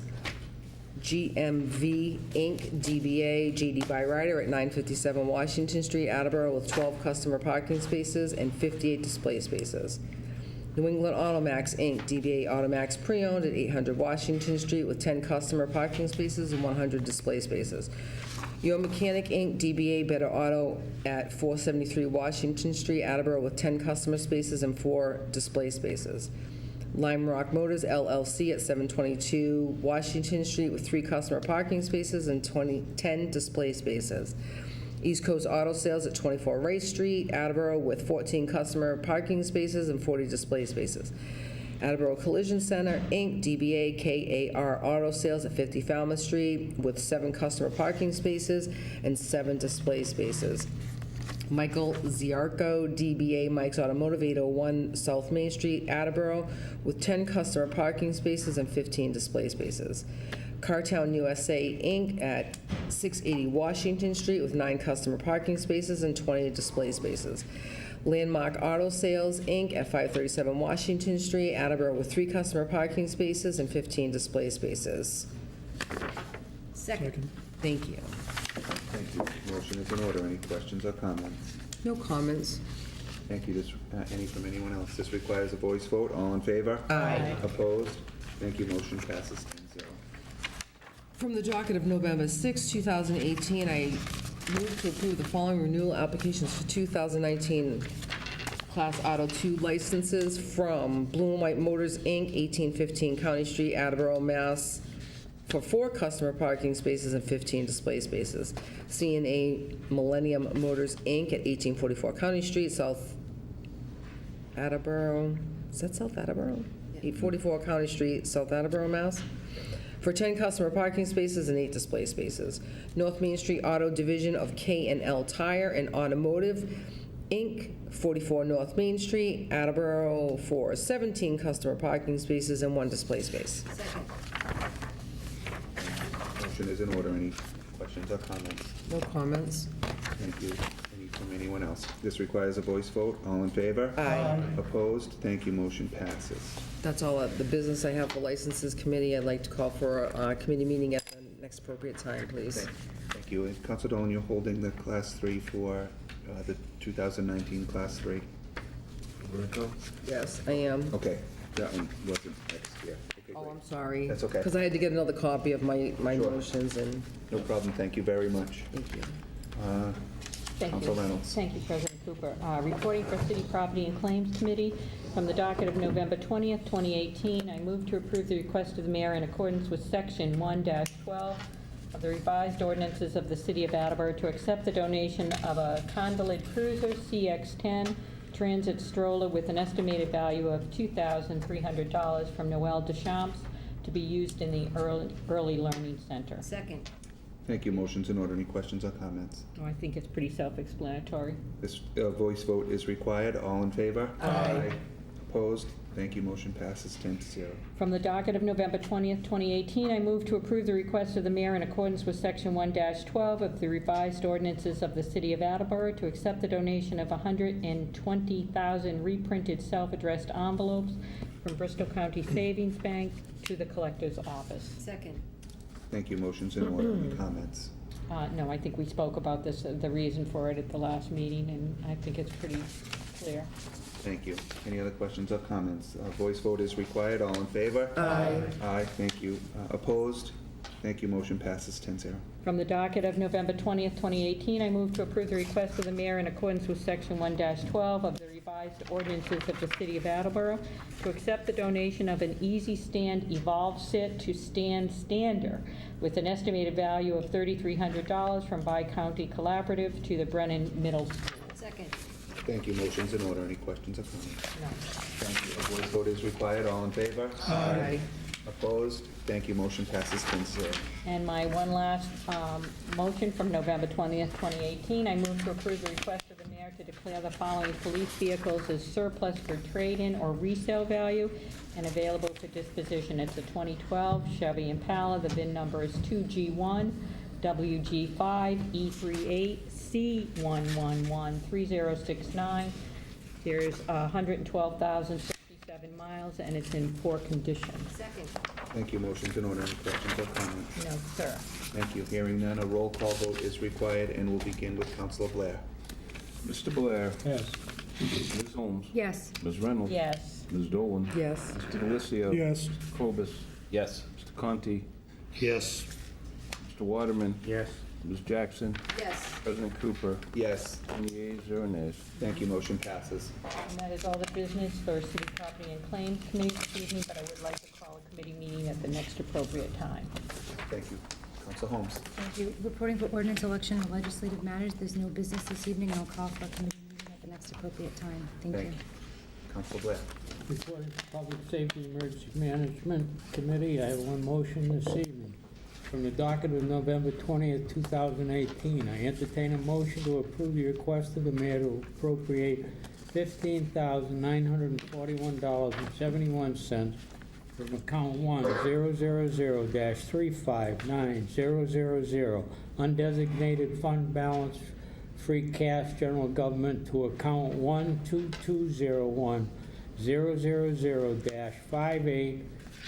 12201-000-585065 fire telephone upgrade regarding the need for funds to upgrade the phone system at the South Attleboro Fire Station. Second.